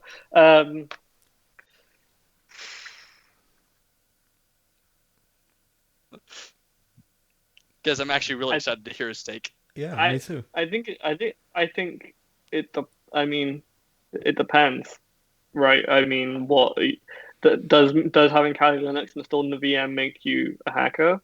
No. Do I think Kali Linux is the best operating system to hack from? No. Do I think it breaks a lot? Yes. Do I think if you need something really quick in a pinch and you need something to hack from and you have an ISO lying around, totally, it's a good operating system. It's a good base as a quick fix. Do I use it personally? No, unless I need like some weird esoteric tool to work. Right? I think it's tools in the toolbox. I think if you use Kali, good for you. I don't think it's the best, but I think it's good enough for a lot of things. I don't think it's particularly very well done. I mean, it's free, right? So I mean, that's you do what you like, and great job to everyone that's helped. I mean, it helped me a lot. I mean, I was a big fan of Backtrack back in the day, and that got me started right when I wasn't very good. But to be honest with you, the only tools I used on Backtrack was like Nmap and Metasploit. I didn't need all that other stuff that was installed and the bloat that came with it and so on. So, I mean, Kali, if it works for you, great. I think if you want to hack long term, and you want to, I think you're better off rolling your own thing. I think you're better off just installing Ubuntu with Ubuntu Minimal or i3 or whatever you want to use, and just using Ubuntu and installing all your packages fresh. I mean, Axiom is a testament to that. I mean, we might end up moving to Debian for Axiom, but I mean, just Debian or Ubuntu. I mean, you really can't go wrong. Only installing what you need, I think, for long-term use, it's a superior solution. If you're Why new, not though, Arch, Ben? if that works for you, I think Arch is great. I honestly haven't used Arch recently, so I think Arch is great if you want to use Arch. I think the AUR is awesome, as much as people hate it for security reasons. Yeah, my take. So that's overrated. Yeah. Okay. So I'm disappointed in Ben's take. Not that I didn't expect it, because I actually agree with them. But what I'm going to say it's underrated, and I'm going to deliberately take a contrarian position here, and it's simply because I was once one guy who worked in a tech shop who repaired computers all day, and I thought hacking was super cool. So I installed Kali Linux, and I was able to like examine all these different tools and like use them all, and like experiment with them. So if you are a professional red teamer and you use Kali Linux, fine, whatever. You're gonna use a Cobalt Strike Beacon 2. I know exactly who you are. You're fine, whatever. I don't care. But I would also expect that you've probably done different things than just use Kali Linux built-in tools. If you're a person getting into cybersecurity and you want to know the tools and what all is out there from a potential standpoint, install Kali Linux, go examine it, go figure out how to use your tools, go figure out how to use Linux.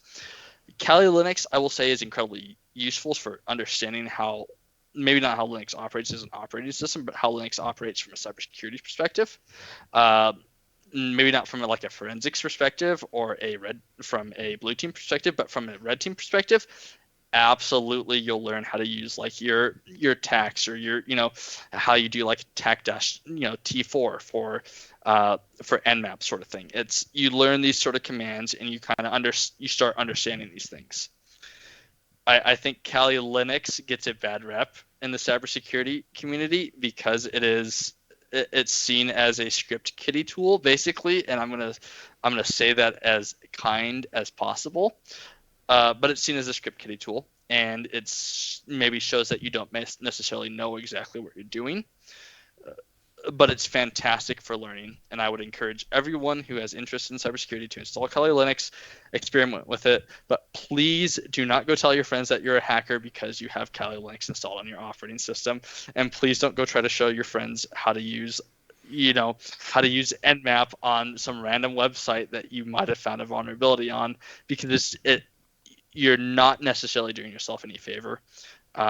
It's much better to go use Hack the Box if you're going to do that sort of thing. Yeah, I've got one point too. And please, whatever you do not install it as your main operating system. Just don't do it. Yes, right? That's your BYOD. Completely. Yes. Use a VM or have a box that's just for Kali.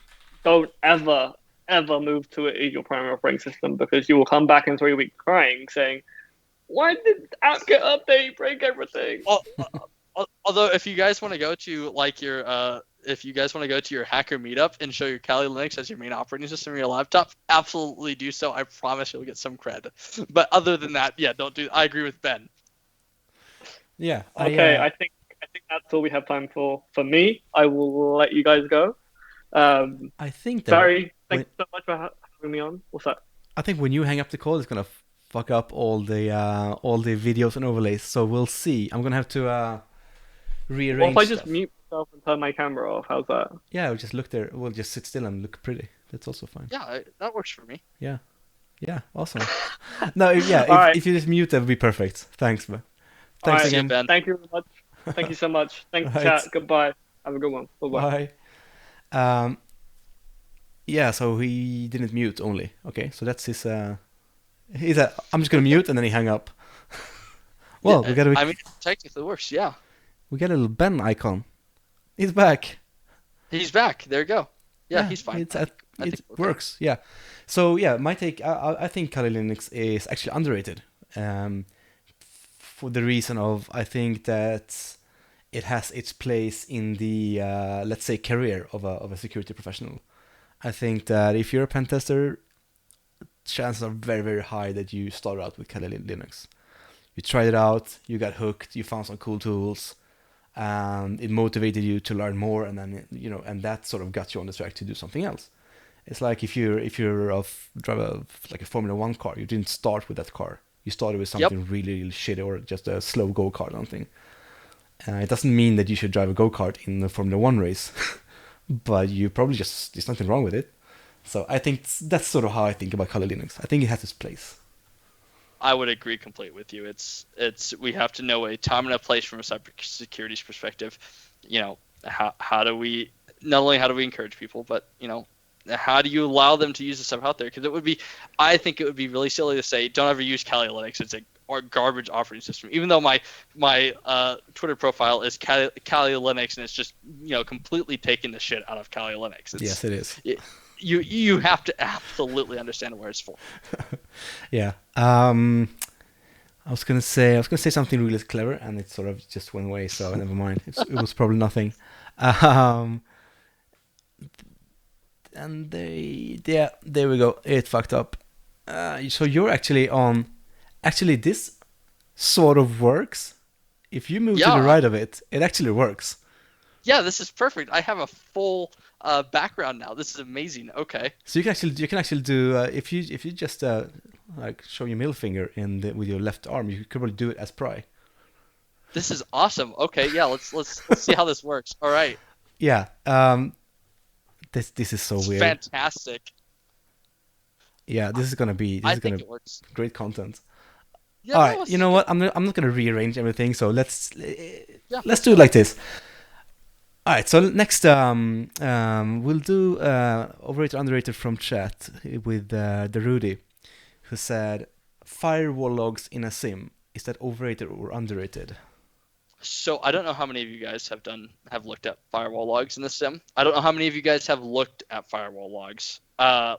So I've looked at a number of different firewall logs from a number of different operating systems.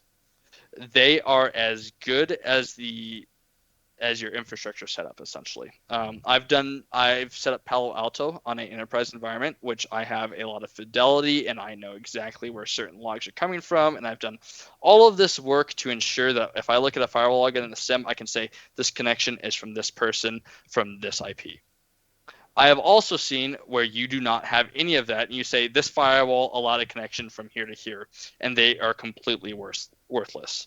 So I'm going to say they're overrated, and I think that auditors who look at firewall logs in the SIM are really looking for a checkbox, which is fine. That's their job in a certain manner.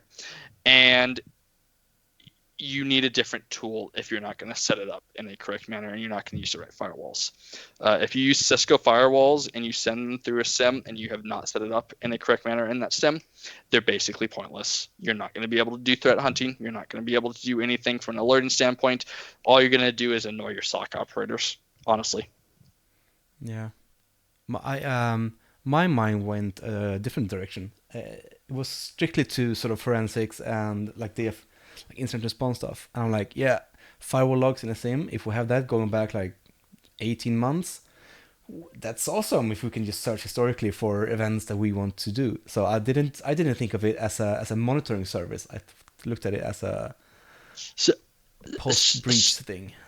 so actually, Michael, I'm glad you bring that because from a funny story standpoint, I've had that. I've had like 12 months of logs from a firewall service into a SIM, and it has not only been a giant pain from an incident response standpoint because I have to spend time to go look at that, but it was also so incredibly low fidelity that I was scrolling through millions of firewall logs on a SIM trying to say, well, this is exactly where the data was exfiltrated at, and I couldn't. There was no way to tell. It's SIMs are we could have our own conversation about SIMs underrated or overrated, right? Because they're tools that rely incredibly largely around how much they've been set up, how they're operated, and how people send logs to them. Yeah, I think David and I spent an entire episode just talking about SIM as a SOC, like EDR. Should you have an EDR or a SIM as a SOC? That was like 2.5 hours of us just talking about that. So yeah, each of these could be just hours and hours of just. They seriously could. They're huge conversations. Mrs. Q actually had a good conversation though that I wanted. Yeah, had a good question. Do you have any tips on InfoSec college students on getting an InfoSec job? So Mrs. Q, and this is going to be directed to you guys and mostly to chat. So I dropped out of high school when I was younger, which you wouldn't expect, especially in the United States. And I worked my way up from basically a small town computer shop to help desk to sysadmin to network admin to a SOC analyst level 2 to what I am now. To get a job, I highly recommend taking IT jobs. It doesn't have to be an InfoSec related job. It doesn't have to be anything around there. I don't want to gatekeep in the sense that InfoSec you have to know all these things, but I would recommend that you understand the IT environment from an enterprise level, or at least from a small business level. You understand the challenges that you face. You understand, that businesses may not care about technical competency, but they sure care about making sure that things work so that other people can get their jobs done. And that when you do an internship or when you get to a place, you don't just say, hey, I had this college degree which taught me best practices. You can say, I've used my college education in a manner that says, I've done IT, I've troubleshot, I've been able to show that I think agilely, essentially. Yeah, I absolutely agree. I think that experience in any way is really benefits you in IT security. It could be from like a help desk position, it could be from network position, for just anything. Like the more you see, like the more you know, and that will really help you out, I think, as a security person. And then it's hard. Yeah. Go ahead. Sorry. No, it'd be also good to see from Mr. Q what sort of InfoSec job is it? Because there's also a question, do a bug bounty for random company, which makes it look like sort of an offensive goal in the end. And then bug bounty I think is a great way. So I'm actually going to say bug bounties are overrated outside of the InfoSec community. Not because they're not useful and not because you don't make money. It's because bug bounties, they're a specific skill set. It's cybersecurity is looked at from an outside perspective. From what I've seen, is like it's your InfoSec. You can do hacking. You can do all this stuff. You can track down people. It's you see all this really cool stuff. But when you get on the inside, you kind of realize that InfoSec is this almost entire career field where you have blue team, you have the red team, you have incident response, you have all these different skill sets.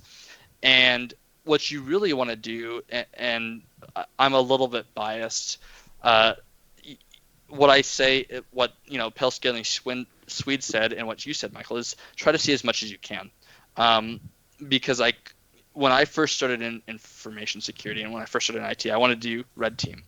As I got a little bit further, I said I don't want to do red team at all. I really enjoy the blue team side. Same as me. So it's exactly right. It's because it's the cool thing. You see it on all the TV shows and stuff like that. And I'm sure both of us could do an Nmap scan, and I'm sure both of us could do things from red team side. But we specialized in a different area. And in IT, that specialization is really what makes your career, really what determines your career. it doesn't necessarily even have to be technical. From a GRC standpoint or a project management standpoint, that's incredibly useful from an IT perspective. If you understand how IT projects run, you're going to have a fantastic career as a project manager in IT. If you understand how the policies impact your company, GRC is a fantastic career in information security. So it takes all types of people. And I would encourage anyone who wants to get into information security to take a SOC role at some point, to take a role where they get exposed to all this stuff, or to take an internship and try to do these things, or to take a help desk job where you see how all of this stuff interacts, and then you have to solve the problem because the IT security team said you can't use this web browser and this other internal dependency is broken. You get to see all these downsides. Yeah, I guess is how I would say it. I think it's hard though, because there's always this. I mean, you always hear that there's a lack of like resources in security. Like there's not enough people to hire, and then like no one hires entry level people. And even if you apply to an entry level job, you need experience. Like if it's an entry level job, you shouldn't need experience. That's the way I see it, at least. But there's so few of those positions out there, so I think it is hard. So I'm big into joining a company, something like a help desk, and then a pivot into or just change internally, because it's also easier, I think, to change internally and get switch roles because they know you and you get to know the company. But if we talk, okay, so let's because Mrs. Q mentioned do a bug bounty for a random company, perhaps I would assume it's on the offensive side, and then I'd say, like, if that's what you want to do, then I think do stuff and then post write-ups and post them on some blog or Medium or something, or even YouTube. Do hack the box, do bug bounties, do what else is it? It's try hack me and everything. And if you finish each box on these, like make a write it up, post it on somewhere on the blog, and then you have that as your form of portfolio or resume. And then when you apply for a job, you can just, here's my 11 write-ups. Look at this. This is what I've done. I think that's a good way also. I think that's a fantastic standpoint. And I also think it's important to remember from outside cybersecurity that we all sound like experts, right, in our career field, but we all started from the same place, which is we didn't know cybersecurity. I still don't. Exactly, right? Like I could talk to you about forensics, but I don't necessarily know how forensics functions. I know how to do forensics. It's not this insurmountable mountain. It's just, if you want that to be a career goal, think about it from how do you get that experience to be able to show that. It's take a look at those job postings that you want to do. Take a look about what your internal job postings are. Take a look, volunteer for projects. I'm not one to advocate for doing a bunch of extra work that you're not going to get paid for. But I am going to say, if you want to do information security and if you're interested in it, go for it. It's, as Michael said, there's a ton of job openings out there for you, and there's a ton of information security resources out there because it's kind of the hot thing. So take advantage of that and, do what you need to do to show that you care about it. But there's a ton of entry level stuff out there. Maybe you might not have experience that's directly related to it. I went from network admin to security analyst too, and it's because I had done some implementing of certain security controls.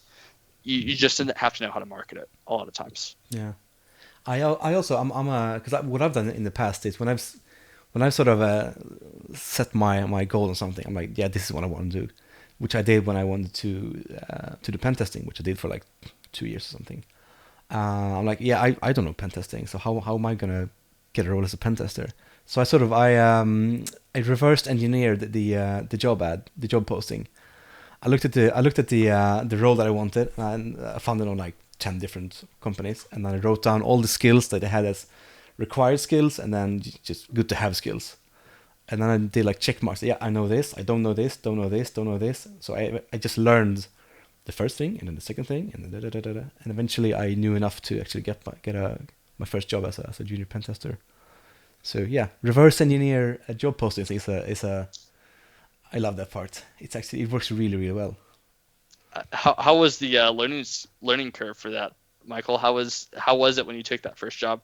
That was pretty steep. I didn't get it at first because I learned what I had to learn in order to be like a very, very junior pen tester. So sure. I had a friend at a company called Corsec, which is a Swedish company. They're now Orange. And then I applied for a job there and went to talk with them in an interview. And then he was like, "Yeah, I like you as a person. I like your motivation and your drive. But you don't have any certifications. You don't have any experience or anything. It's going to be really hard to sell you as a consultant without anything really. So maybe, when you have some certs or some experience, we'll talk again." I'm like, "Yeah." So instead of being just grumpy and just say, fuck them, and just went home, I'm like, "Yeah, he's correct. I mean, he's completely right. So I'll just remedy that." So I went home. I booked 2 exams. I think it was CompTIA Security Plus and something else. So I took those 2 certs like the next week, and then I rang him up again like the following week. I'm like, "Hey, so I got those certs you mentioned." He's like, "What? Did you? How?" I'm like, "Yeah, I booked it, and I have them now." Just took them. Yeah, I just took them, and I paid it from my own pocket as well. He's Sure. like, "You know what? Come if you come in on Monday, we'll sign the contract," and I got the job. So Michael, what's your opinion on certs? Are they overrated or underrated? I think they're underrated. Okay. I've had that on the show for a couple of times, Yes. and I think they're underrated just because everyone thinks they're overrated. So I love to say they're underrated. Of course. And it's basically it's not really for your own sake, I'd say. But I mean, if you're a consultant and you have a couple of certs, it's going to be way easier for your manager to sort of get you out on contracts. And you might even have customers who say, "Oh," because the customer might not know anything about security, but they've heard that you need to have a CEH, Certified Ethical Hacker. Like that's what you need. I think it's a crappy cert. I think it's just a multiple checkbox exam, but it's a really good cert because a lot of companies actually require you to have that. So if you have that, you can actually get a lot more jobs, and also as a consultant. So I think certs has their place in that term. I'm not a big fan for cert hoarders though. Like I don't think it really makes sense. I think you should do it if you do it for your own sake, do it for the knowledge, and not for the cert itself. Does that make sense? Did I contradict myself like 3 times? I think so. No, actually, I think that makes actually a lot of sense. That's kind of how I've always viewed them. Now, first of all, I think they're overrated, but that's just because I'm a typical cybersecurity guy in that sense. But if we're going to talk about it from a sense of like learn it for your own benefit, absolutely, that is fantastic. And if you need the guided learning, take the certs, do the certs, right? It's one of those things where I would have to say you're right. It's not for your own benefit. A lot of times it's absolutely for a company's benefit. And they can say, "Hey, we are confident in hiring you because you have this cert or because you have this experience and you can prove it." With that being said, there is a lot of threads where I've said, "Hey, can I take the cert and get this job?" And it's kind of a, it's reducing the amount of work and experience that you need to do information security to a piece of paper that you get. It's kind of like a boot camps, right? Mm-hmm. I could spend 8 weeks in a boot camp and I'm not going to know cybersecurity because they're not going to give me the right experience. So I guess from my standpoint, it's take the certs that you think are going to be helpful, that are going to be most useful to you in the first place, and stuff that you're interested in. Don't take certs that you absolutely hate. Don't take don't take your CCNA if you hate networking, and just because you want to get into information security or networking. There's other ways to get that experience. So I guess that's where I'm at in that one. And there's also another side of that is because I went and took CH, the Certified Ethical Hacker. It was because I did it on site. I had a instructor-led course. It was a 6-day course. It was like 12 hours days. I took that, passed the exam, and I got the cert. So does that mean that me passing the exam didn't really make that cert or let's say experience worthwhile? But the fact is, during these 6 days, I met a couple of friends. This was like 6 years ago, I think. And I still, one of them actually just joined TrueSec as a pen tester. Oh, wow. and another one was the guest on my first show here, like the first episode. So I'm like, so this certified ethical hacker cert actually made me friends because we were on site and we did it together. So it's more than just an exam and just a piece of paper, actually. It can be more, at least. Yep. So just want to add that in. So for me, it was awesome. I love that. Not for the piece of paper and a packed exam, but for the whole experience. And yeah, I think it was awesome. So I think they're underrated. Yeah. Also because it pisses people off, which is awesome. Yes, of course. That's half the point of information security is if you can make hot takes that make people upset. That's incredibly important, I will say. Yeah. That's half our job, right? Yep. I actually have one last overrated, underrated. Unless chat has more, I have one more to go, which is it one? Yeah, there's one. Password managers.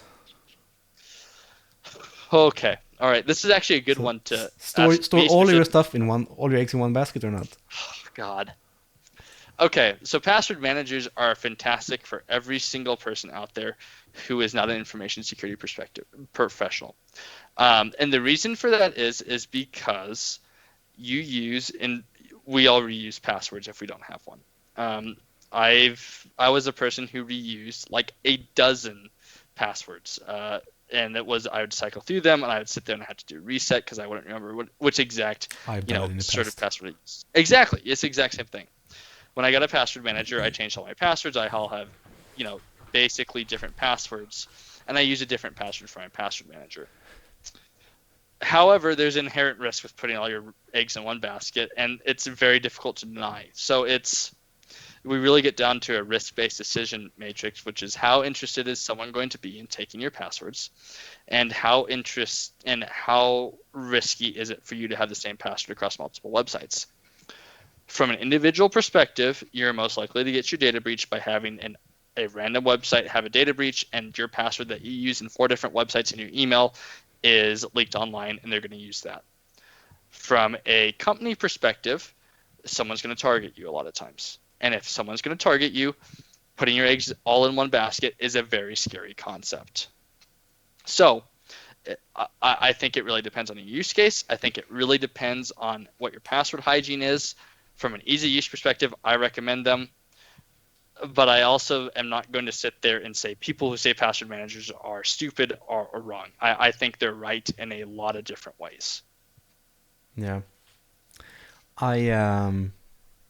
You look so weird in 2 different screens, just so you know. Like you got half your face on the left one, half the one. Yeah, sorry. I think password managers are underrated. I think more people should use them because most people have a way too crappy password hygiene.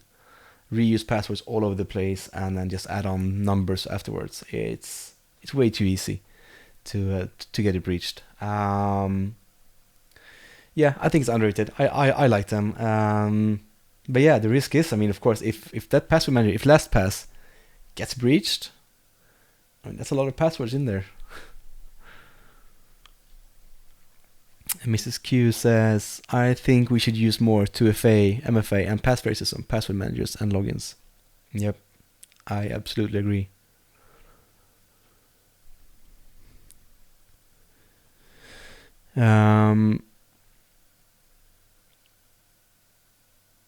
Yes, enable 2FA everywhere you can.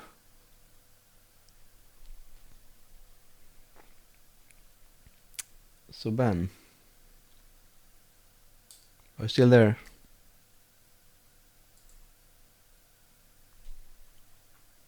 I think we might have lost Ben.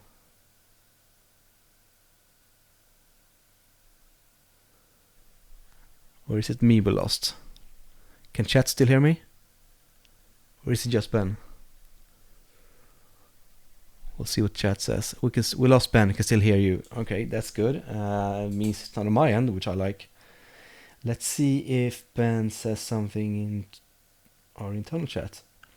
So while we wait for Ben, is there any other sort of overrated, underrated questions from chat? We got a few really, really good ones. Oh, yeah, well, I was gonna, speaking of Mrs. Q's question about how to get into security, I wanted to get in to add the comment of contract as a SOC analyst from, I'm just gonna call you Bob because I have no idea how to pronounce that name. Yeah, I'll go with Bob. That's good enough for me. So if Ben doesn't come back, we might just wrap it up actually, and then we'll be back next week, of course. We'll see. We'll see if we can get any good guests on next week. If you have any suggestions for guests to have on the show in the future, just let me know, and I'll try to work it out. If you want stickers, Inside Security stickers, let me know. I'll send some out. They're like this. Does that even focus? Yeah, there you go. Inside Security. I got a bunch of these. If you want this, message me on Twitter. I of course need your address, and then I'll post a couple of these as soon as possible. Mrs. Q has a question. If your company gets hit by ransomware, is it your fault for not having decent backups? What do you think of that? I think it's oversimplifying it. I want a sticker. Pale skin in Sweden. I think you should have stickers. Otherwise, I'll arrange that. No worries. So yeah, it's your own fault for not having decent backups. It's not really your own fault for not having backups if you get hit by ransomware. That's in terms of the defense, basically. But yeah, if you have good backups, if you have working backups, then of course you can restore from those backups and get back up and working in a rather timely manner, I'd hope. But regardless, if you have backups or not, I mean, you got hit by ransomware. So let's start there. That's the first thing to fix. All right. We lost Michael, can you hear me? Yeah, well, you're back. Awesome. Yeah, that was weird. My headset basically went out. Actually, you froze. So by the way, is there an echo? By the way, nope. Sounds good. Sweet. Okay. So my answer to Miss Q's question, by the way, is I don't think it's your fault at all. Just because you hit ransomware doesn't mean that, just because you get hit by ransomware doesn't mean your company has done a bad job from a cybersecurity standpoint. These people have spent decades perfecting their craft and getting money, and they're fueled with a lot more money than a lot of cybersecurity teams are. So I think the dichotomy of do you have backups, do you have the proper security protocols? If you did, why did you get hacked? I think is wrong. It's sometimes even these companies who are good at what they do, they get hacked. Doesn't mean that they can't do better, but I think putting the blame on them and saying, "Oh, you did a terrible job," I think is the wrong perspective to take. Simply because, the people who are doing this are the people they're basically doing cybercrime. I would never expect someone who has been robbed to say, you shouldn't have done that. You shouldn't have taken that money to a grocery store or to a gas station. It's very much a thing of, yes, you can do better to protect yourself, but the people who are doing this still shouldn't do it, right? Yeah, no, I agree. It's hard to, well, it's not hard. You shouldn't blame the victim, like in very, very, very, very few cases, if any, I'd say. But then, of course, you can always do something, like you can always learn from it. I have a friend who I worked with in Colombia. He got robbed by 2 police officers in his first week. I mean, he spent like 9 years there, but during his first week, he actually got robbed at gunpoint by 2 police officers in the middle of a busy street. Which he shouldn't have. He wore like a costume and like a proper laptop bag. You could really see that he was like wearing holding a laptop while walking. So should he? I mean, it might have been smarter to sort of dress down, which he did after that, and it never happened again for the next 9 years. So was it his fault for getting robbed? Absolutely not. But then you can always learn from it and be like, yeah, next time I'll learn from that and I'll do it a bit smarter, I'd say. But yeah, I'm not a big fan of blaming the victim.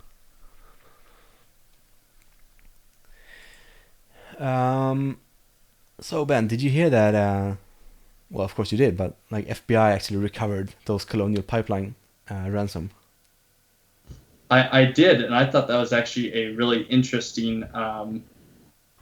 I thought it was a really interesting development from a cybersecurity perspective. I think that's where we start talking about making it less useful for ransomware actors to go after companies in the United States. That is one of those things where it's not making it illegal to pay the ransom, and it's not dissuading people from trying to run their business, but it absolutely is imposing costs on a threat actor. So from my perspective, good for the FBI. I think it's really cool that they decided to do that, but it's one of the steps that we have that I'm happy that we took. Yeah, I was quite surprised that he actually, well, first of all, managed to get the money back, but also just that he tried.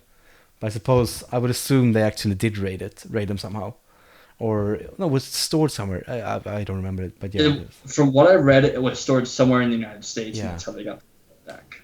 Yeah, that's true.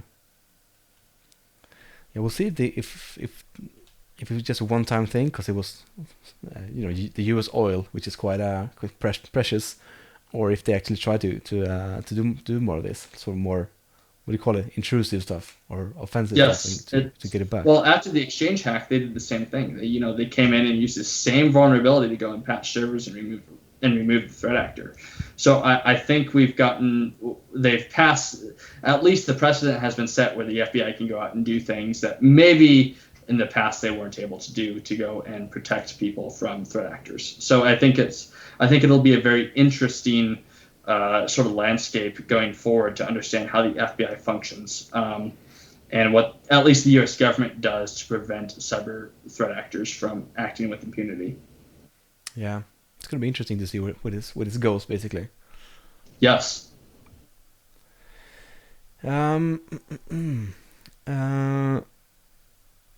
I think there was something in chat I was going to bring up, but maybe it wasn't. I don't know. Did I miss to bring something up that we sort of spoke about pre-show?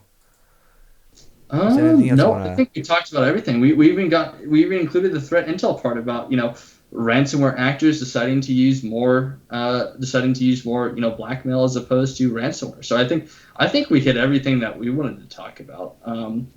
I appreciate chat for asking all those questions. They were good topics. Yeah, this chat is awesome. It's really, really awesome.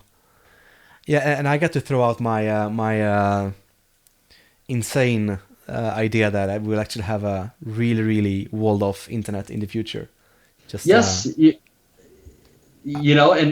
you and I can disagree on that completely, because I don't know how well that would work, but absolutely, I think it's part of cybersecurity that's fun about it is we're in this developing industry, right, where no one has an idea of how things are going to go in the future. So why not throw out these ideas and see what sticks?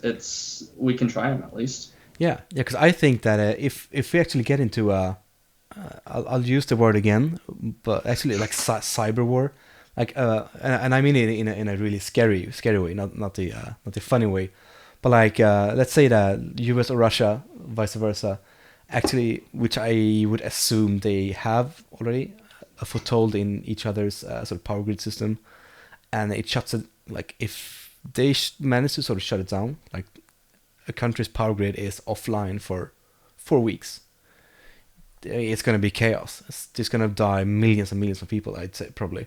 And also in the aftermath of that. And if that happens, I think there's going to be a huge shift in how this works. But I think it's going to take actually sort of a real war, but in the cyber sense of it. I think you're right. I think so. What you're kind of talking about has been talked about in the U.S. media a lot, as this thing called Cyber Pearl Harbor. Yeah. And it's the exact same thing. How likely is that to happen? I don't know. From my perspective, right, if you took down a country's electrical grid, you're basically launching a nuclear strike against various cities just without killing people, right? Yep. So how likely is that to happen without a full-scale war? Pretty unlikely. How much are we unprepared for it? Probably the same amount. I don't know how much, and I don't think really anyone knows except for certain people, how much we've infiltrated someone else's network, right?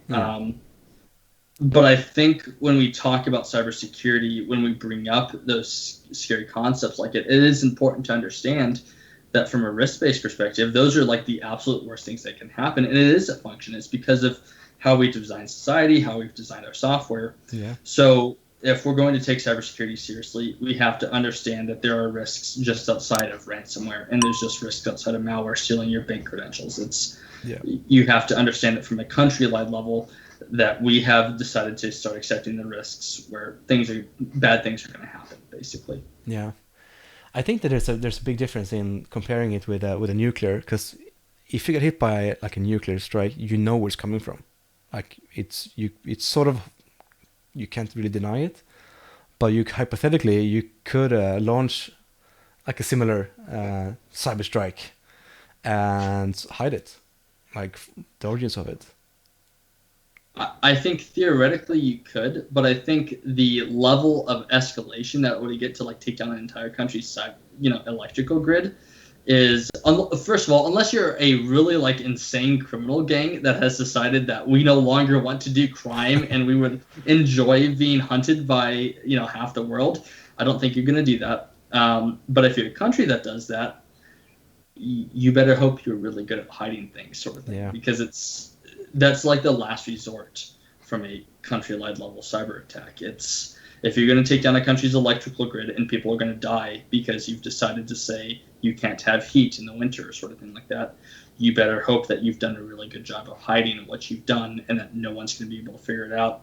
And no one is going to just assume that it was you. So for example, if the two main adversaries of the United States did that to the United States, Russia and China, right? From a cyber level, you better be really good at hiding, like planting evidence for like the UK doing that or something completely ridiculous, and you better be really good about hiding evidence. Otherwise, the exact same response is going to happen. It's one of those things where when we get to cyber Pearl Harbor, you have to understand that the level of escalation has to get there, and then what is the response to that? And I guarantee you, there's been conversations that have been had. Which is why I also think like the Colonial Pipeline hack was such a big deal, because that was probably one of the play cards that they said, hey, is someone going to like wipe out the oil supply to the United States? What are we going to do around that? And I promise you the one of the options was, well, obviously we're going to have to militarily intervene if they've wiped out half the United States GDP. It's not acceptable, right? So when we talk about cyber Pearl Harbor, it's important to keep that in mind.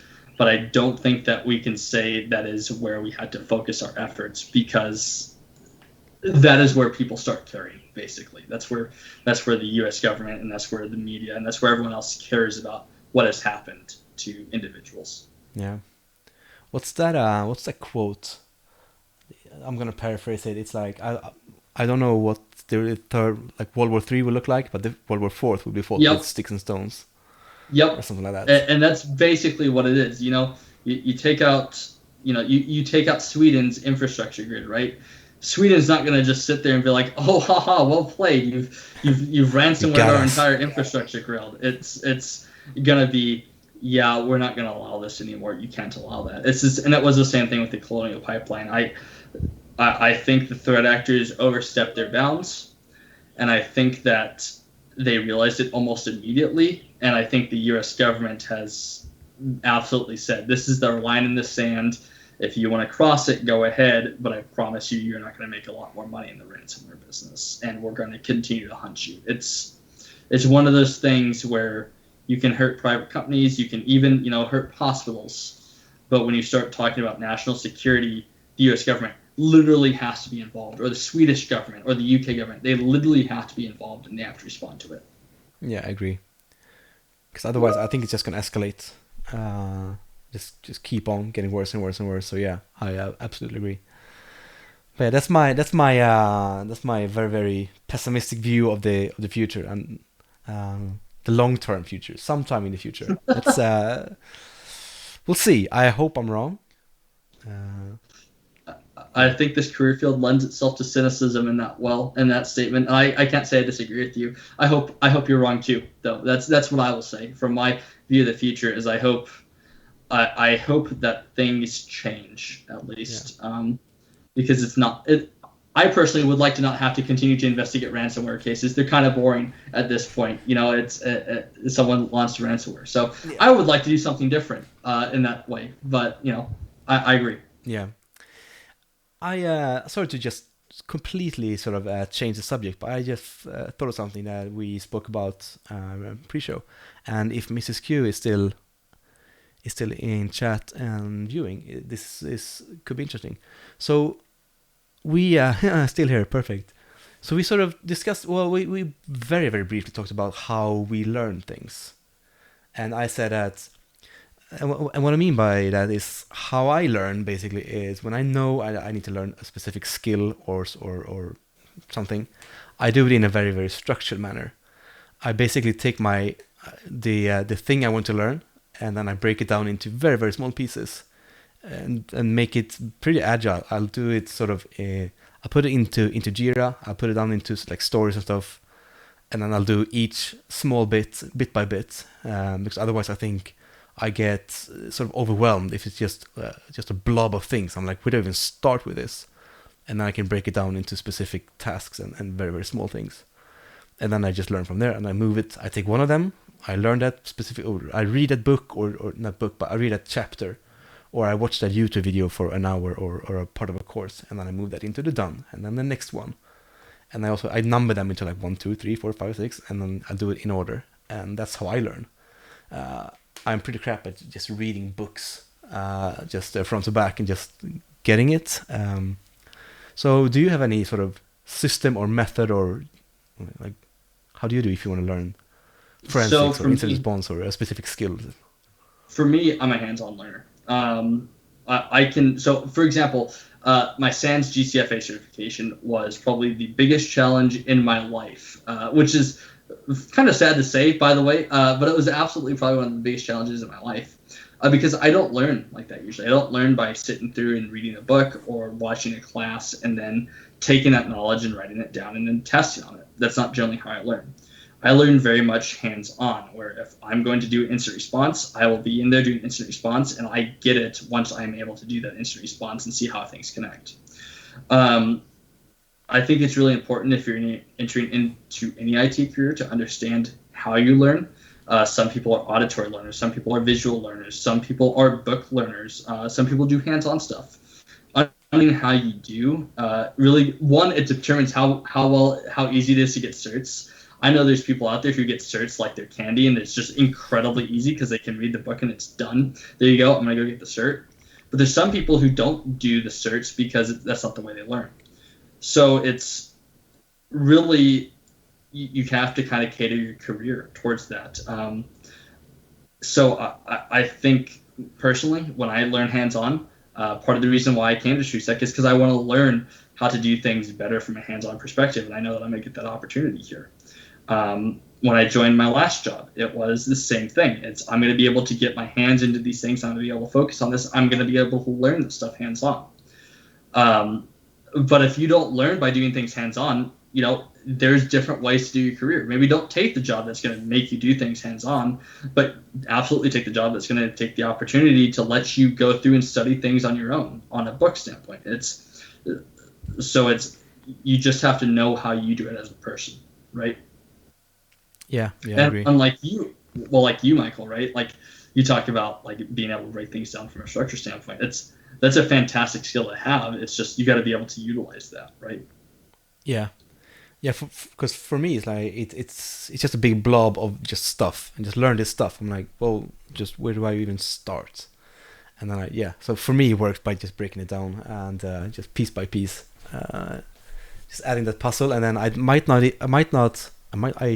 usually don't understand all the pieces that I collect, but then in the end, I have all the pieces and I can just connect the dots basically. I'm like, oh yeah, okay, I get it now. So I'm not really concerned if I don't really understand things at first, because I think and hope that in the end I can connect the dots and be like, okay, I get this now because this sort of connects to this. Okay, I get it. And I think that's something you would experience in the beginning of your security career as well. Like you learn specific things, and you might not like understand it fully or understand why it's even useful. But then as you go along, you sort of you get all the puzzle pieces, and you can just build a puzzle from that, I think. InfoSec professionals who've been in the career field for a while, I kind of have this. We have this thing where we like simplify incredibly complex topics into like, oh yeah, of course that makes sense. That's obviously what it is. And I would like people to know that just because that's what happens, it's because of the concept of not unconscious mastery. Not calling myself a master, but it's you've been in the area long enough that you understand the concepts and you understand how things interact. But it's totally okay to come into a place and have like no idea why this thing matters. As long as you ask the question or try to learn, no one's gonna talk bad to you about it or like tell you no, you can't learn this or you should already know this. It's just something that you don't think about. Like when we talk about things like 2FA, you and I, Michael, I guarantee you would both say 2FA is important to do. Yep. And from a concept standpoint, it's one of those things where I actually literally have to go back and think, why is 2FA important? And I would have to explain that. But if you don't know why 2FA is important, or you don't know why these certain cybersecurity principles that you and that experienced people would say this is obvious, you ask the question, and I promise you people will be happy to explain it to you. And you're going to have a different perspective because you haven't been in the arena. And I promise you that perspective is really valuable. Yeah. I think that asking a question and just saying that you don't really understand this specific thing will very rarely get you in trouble. But lying about it and saying that you understand it, and then you get tasked with doing something, and then you fuck up because you said you knew that thing, that might get you in trouble. I will say, if you can lie about it and still do it, that's a fantastic way to advance your career. But you got to take those risks very strategically if you're going to do that. Yeah, I agreed. And another good thing I think is to take with you, and this is to all sort of who wants to get into the business, is don't think that other people know everything. Like as I've said multiple times during these shows, like if people would see my Google history, just the things that I Google on a daily basis, it's a lot of things. I don't know everything, far from it. And like, oh, how did this work? Or what parameter was this? Again, like I have no idea. I'll just Google it. Like why remember like 9 parameters in a row if I just Google that in 1.2 seconds? Like this. Okay, if I'm air-gapped somewhere, but well, I'm probably not. One of the biggest red flags that I have found in interviewing with companies is if a company ever starts asking you trivia questions, like, maybe not like what the OSI stack is, but like, they ask you trivia questions around, what is this port number? That's the biggest red flag I have found, because I promise you, I don't know every port number out there. I can tell you some of them, but I can't tell you all of them. Yeah. It's Googling, trying to ask other people information, trying to understand other things. That is your greatest skill as a cybersecurity professional. It would be an incredibly large waste of my time to go out there and memorize every port number from 1 to 900 or whatever it is. It's just such a waste of my time that if a company ever asked me to tell them what a certain port is, and that was their make or break decider on if they hired me, it's one of those things where I would say that's a red flag. You have to understand in the IT career that you're not ever going to know everything. There's going to be people out there who know more than you in a certain subject, and that's okay. And you want to learn from them, but you don't want to get to a point where you feel like you have to know everything, and then when you realize that you can't know everything, you feel like a failure. Imposter syndrome is a huge problem in cybersecurity. I suffer from it. I'm sure literally everyone I know suffers from it. Yeah. And it's okay. It's okay not to know everything. There's people out there who know more than you, and that's reality, right? Yeah, no, I'm the same. I suffer from that as well. That's the reason I saw it. I saw the job posting for this role that I have today, and I didn't apply for it because I'm like, if I apply for that and I go to that interview, they're gonna realize how little I know, like that I'm not cut out for this. I'm like, I'd rather not do Exactly. it. And then eventually, it turned out that I actually knew a guy who worked at TrueSec. So I spoke to him. I'm like, so what's it like? And it's a good place and everything. He's like, yeah, you really have to apply for it. And I eventually did, and I got the job. So, and then so far I haven't fucked up. But yeah, it's always time, so no worries. I'll fuck up eventually. And actually, I think that's a fantastic thing to point out. If you fuck up, it is literally okay to do so. I mean, obviously the company's not going to be very happy if you do, but it's most of the time companies aren't going to fire you if you screw up something. And when you approach something, if you did it wrong, it's okay to do something wrong, and it's okay to say, "Hey, I'm going to learn from that." And you don't have to make the excuse. You don't have to make an excuse. You can say, "You know what? I didn't know, or I messed up." So take the lessons from it and move on. It's one of those things in the IT career, and I think it's been propagated a lot by TV shows and things like that, where like all of these guys are like technical wizards. And I had a Zoom call with a couple of other people in the IT career field, and it was like, yeah, we have no idea what we're doing. We just hope that we're doing our best, and we've got to do it. And it's not to say that we don't know what we're doing. We just feel like it. So if you mess up, it is okay. Just learn from it. And don't hide it. Own up to it. Like, take ownership of it. It's fine.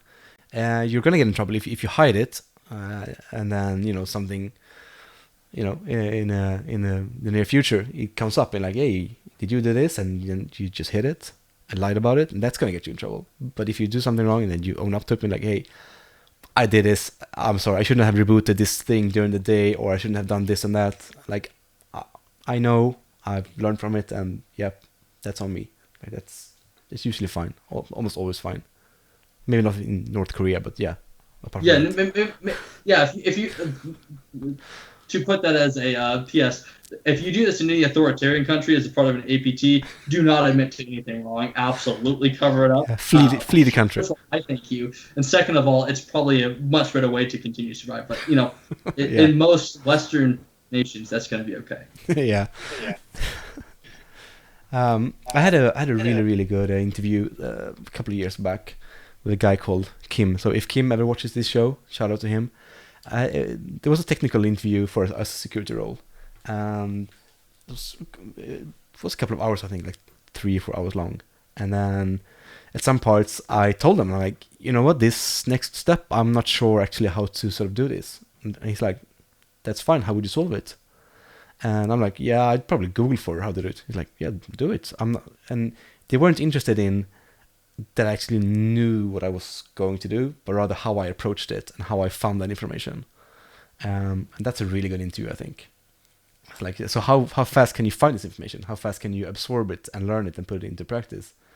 And, the thing I didn't know, it took me like 20 seconds to Google, and I found it. And he's like, yeah, perfect, move on. I didn't end up taking that role, but it's impressed with that interview, to be honest. How you find information is actually a really underrated skill. And not to beat a dead horse, but there is a difference between, there's one of the things that I've heard from other companies is like, absolutely go find it on yourself. Don't ask anyone on your team for help. But I promise you that the people in information security, we like to talk about it because it's a passion. So ask your team members. And while you may be interrupting them, especially in the area of remote work, you're going to think you're interrupting people. Do it anyway. If they get annoyed, that's okay. But I told them in that case. Exactly. Ask people, learn stuff, try to advance your knowledge. Don't try to care too much if people are like, this person keeps asking me questions. It's how I learned. It's how I got into the field.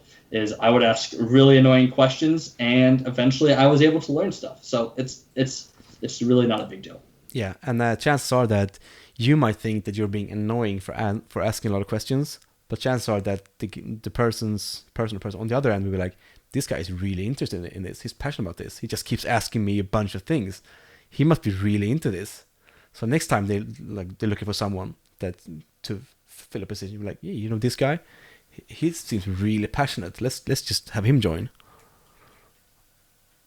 So yeah, that's also a thing to keep in mind. That you're probably not annoying. You're probably passionate. Exactly, and everyone likes answering questions. I mean, that's why Michael, you can bring people onto this show and like they can all talk to you. Is everyone likes answering questions and giving opinions or giving perspectives. So that's one thing to remember. It's a lot of IT, even though we all work with computers, it's dealing with other people. So I always encourage that. Yeah, and chat says Bob, whose name I can't pronounce, write programs to perform repetitive tasks that you do. That's also how I learned Python. I'm like, yeah, I should learn Python to automate stuff. Not that I really needed to, but I wanted to learn Python, and that was an obvious thing to like, yeah, I'll just automate stuff. And there's some really good books about stuff like that. One of the things I will say is that as you get into your cybersecurity career or in the IT career, is you start to you feel that pressure to ensure that you can automate these tasks, mostly because you want to save yourself time and you would like to not work until 8 o'clock at night scrolling through an Excel spreadsheet to find this certain artifact. So it's learn programming not because you want to or because it's maybe necessarily going to be your career, but do it just to do simple things. You don't have to. There's this perception that you have to be like an expert programmer to do cybersecurity, but learn some basic things just because it's useful to you. It becomes less of a I'm programming a Python script and more of a I'm using a shortcut on my Windows keyboard to open up a thing. That's really how it becomes. Yeah. Yeah, when I get boring sort of repetitive tasks, I just automate it by asking my colleague David to do it. So that's perfect. That's how I exactly. solve it. Yeah. I mean, that's delegates. Or find a colleague like David or like Michael who will pass along this task to someone else and is like, it's no big deal. It's fine. It's done. It's automated. Don't worry about it, guys. Yeah, done. I don't need to write a Python script to do this. I'll just get David to do it. Exactly. Why isn't this done yet? Well, David said he was automating it. It's going to take him a couple days. Don't worry about it. Exactly. That's how you roll. Poor David. Yeah, poor David. I think he likes it. What's the Bob says I lived since I was 16 on Shell. I'm 50. That's a long time on Shells. That's a long time on Shells. That's way longer than I've spent doing anything on a Shell. Yeah. Promise you from my perspective, Shells are they're much younger than I am now. So yeah, don't be scared by that sort of concept. There also, if you've not spent 20 years working with a shell, don't worry about it. I haven't spent that long on a shell. I still promise if I got onto a honeypot machine, I'd still enter in the wrong Linux commands, and someone would say, "Wow, this guy's an absolute noob. He has no idea what he's doing." It's okay. Yeah. I was gonna set up a honeypot actually. I haven't really gotten around to do it, but I thought about it last week, I think. So I'm gonna do it. Just it's been a couple of years. I need to see what's going on. It's a good exercise. Do an exchange honeypot, and you'll get to experience all the fun that most of the sysadmins out there get to experience with their exchange honeypots and the brute forcing. I haven't done Yeah, I would highly recommend it. Hook it up to a of365 tenant, and then just let the world see if they can get into it. And when they do, you can write up a 0-day exploit that you find because some other dude did it, and there you go. You're done. Congratulations. Yeah. You're now famous. Perfect. That's how you get famous. Exactly. You let other people do the hard work for you, and then you take credit for it. It's a patented way to become famous. That's true. Poor David. I hope he gets well paid. He does. He's too well paid, so you don't have to worry. He gets enough.